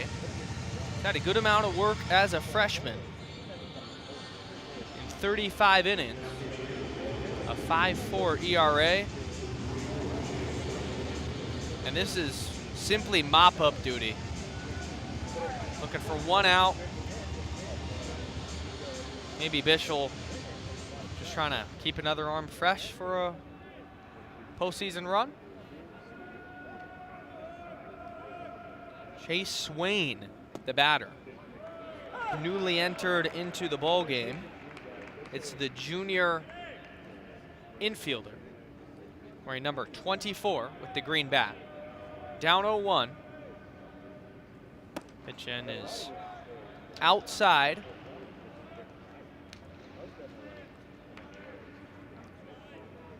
And Chase Swain is from New Jersey, a Manhattan transfer in the MAAC conference. He'll swing through a slider, but out of high school was the number 7 ranked shortstop and 39th best player in New Jersey. .538 batting average his final year in high school. 1-2, just tied. Swain also came from the Division III level at Penn State Abington, where he hit over 400 in his career there and was D3 Regional Player of the Year. 2-2, down and away. Count moves to full. You love to see the story of the ascension in baseball, going from nothing to something, and now producing for the regular season Big 12 champions. 3-2, cut on and missed, and that will end the inning. Hudson Johnson comes in for one batter. He does his job as we head to the 9th inning. It's either 7 runs for Cincinnati or they're going home. 1 inning to play in quarterfinal number 2. The Big 12 championship live on Blaze Radio. Hey, it's me again. It's your good friend, Max Cepeda. And the only guarantee I can give you is this. Any Tuesday night, anything can happen. God, you're so good at interviewing, Max. Jeez, someone give him an award. It ain't about the game, it's about the game. You feel me, Max? It ain't about the game, it's about the game. Ain't no party like a zippy party. That needs to go on a t-shirt. I'm on the fence of whether this is mocking or whether this is compliment. It's definitely on the fence. Okay, you're The answer is definitely somewhere on the fence. Blaze Radio presents The World According to Zippy, Season 4. Tuesdays at 8 p.m. only on Blaze Radio and BlazeRadioOnline.com and wherever you get your podcasts.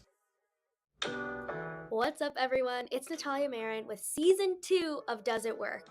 Life is still very confusing, so I've decided to continue answering some of life's wonders, asking the question, does it work?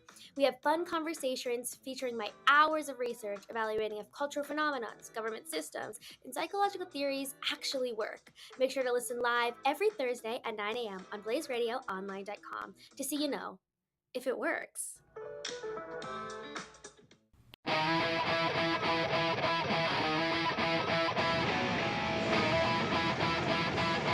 Well, I don't believe it. We're in the 9th inning. West Virginia's up 10-3. And the starting pitcher, Griffin Kern, in a game that is seemingly out of reach, unless madness strikes, he's still going, Brendan. He is still on the mound. Might as well. I mean, I guess if you're looking to save your bullpen completely here for the semis. First pitch to Derek Pitts is fouled away. If you didn't think that he was already eliminated from the rest of the tournament near the 80 or 90 pitch mark, I can guarantee you now that this will be the end of the week for Kern, but who cares if you're on to the semifinal? 0-1 is swung through by Pitts.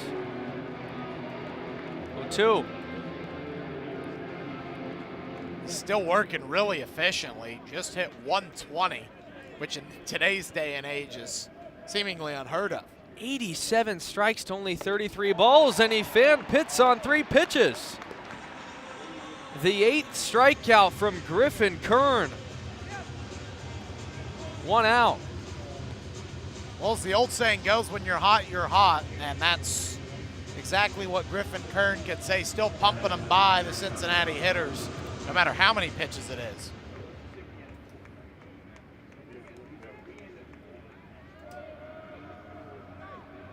Bearcats down to their final 2 outs of the Big 12 championship. Lawton Brooks up, Colonel Cy, and firing a strike. Having this sort of command at 121 pitches is hard to fathom.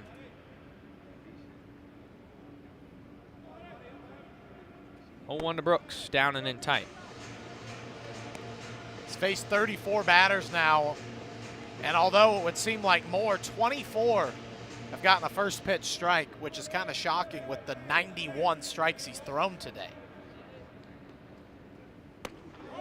The 1-1 misses high. Griffin Kern closing in on a complete game. An outing that we didn't expect looking at that pitch count near the 7th. Still chugging along, 2-1.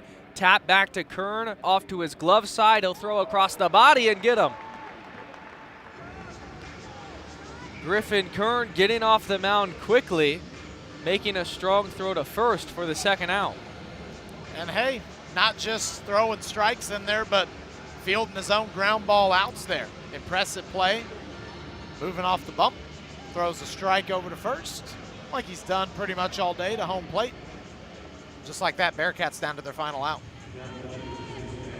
One final chance for Cincinnati as they'll bring in a pinch hitter, Dawson Hocuff, the senior, left on left, as a slider will find the bottom of the zone.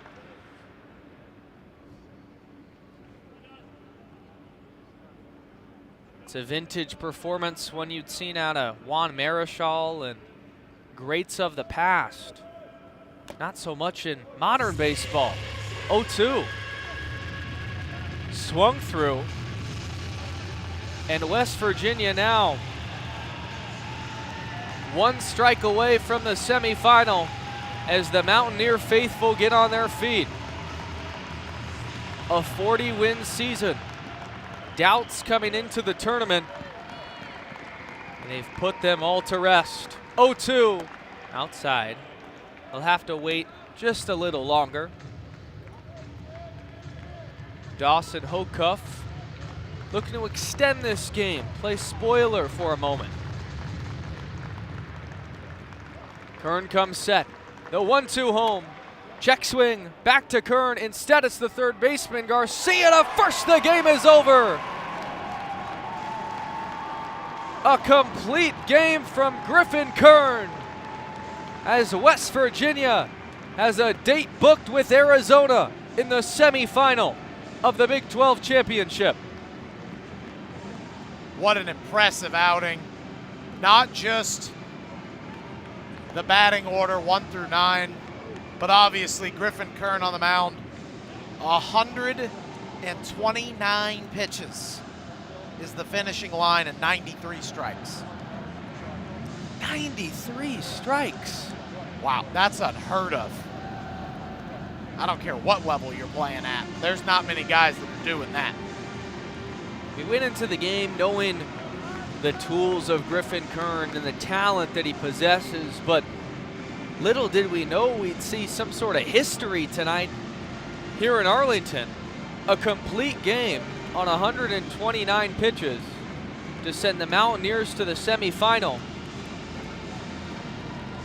As we look at the schedule, 4 p.m. local time tomorrow. It's been chalk thus far. The 4-seed Arizona advanced in game 1. The number 1 seed West Virginia will advance and take them on, but we still have that whole bottom part of the bracket. Brendan, 2 more games left. What are you looking forward to most? This Oklahoma State-Kansas game should be pretty good. Just got the lineups a minute ago and won't spoil it yet, but pitching duel is going to be on display for both sides. Ticket punched for the Mountaineers, searching for the mountaintop in the semifinal of the Big 12 championship. That's all we got in quarterfinal number 2 here from Arlington. Don't go anywhere, though. 2 more games to follow. Kevin Malater, Brendan Paul. Oklahoma State, Kansas coming up in just about 45 or 50 minutes. So stay tuned for that. But for our entire crew, my great partner, Brendan Paul, I'm Aiden O'Neill, signing off here from Arlington as West Virginia, the number 1 overall seed in the tournament. It's 10-3, but stay tuned. More baseball action coming up.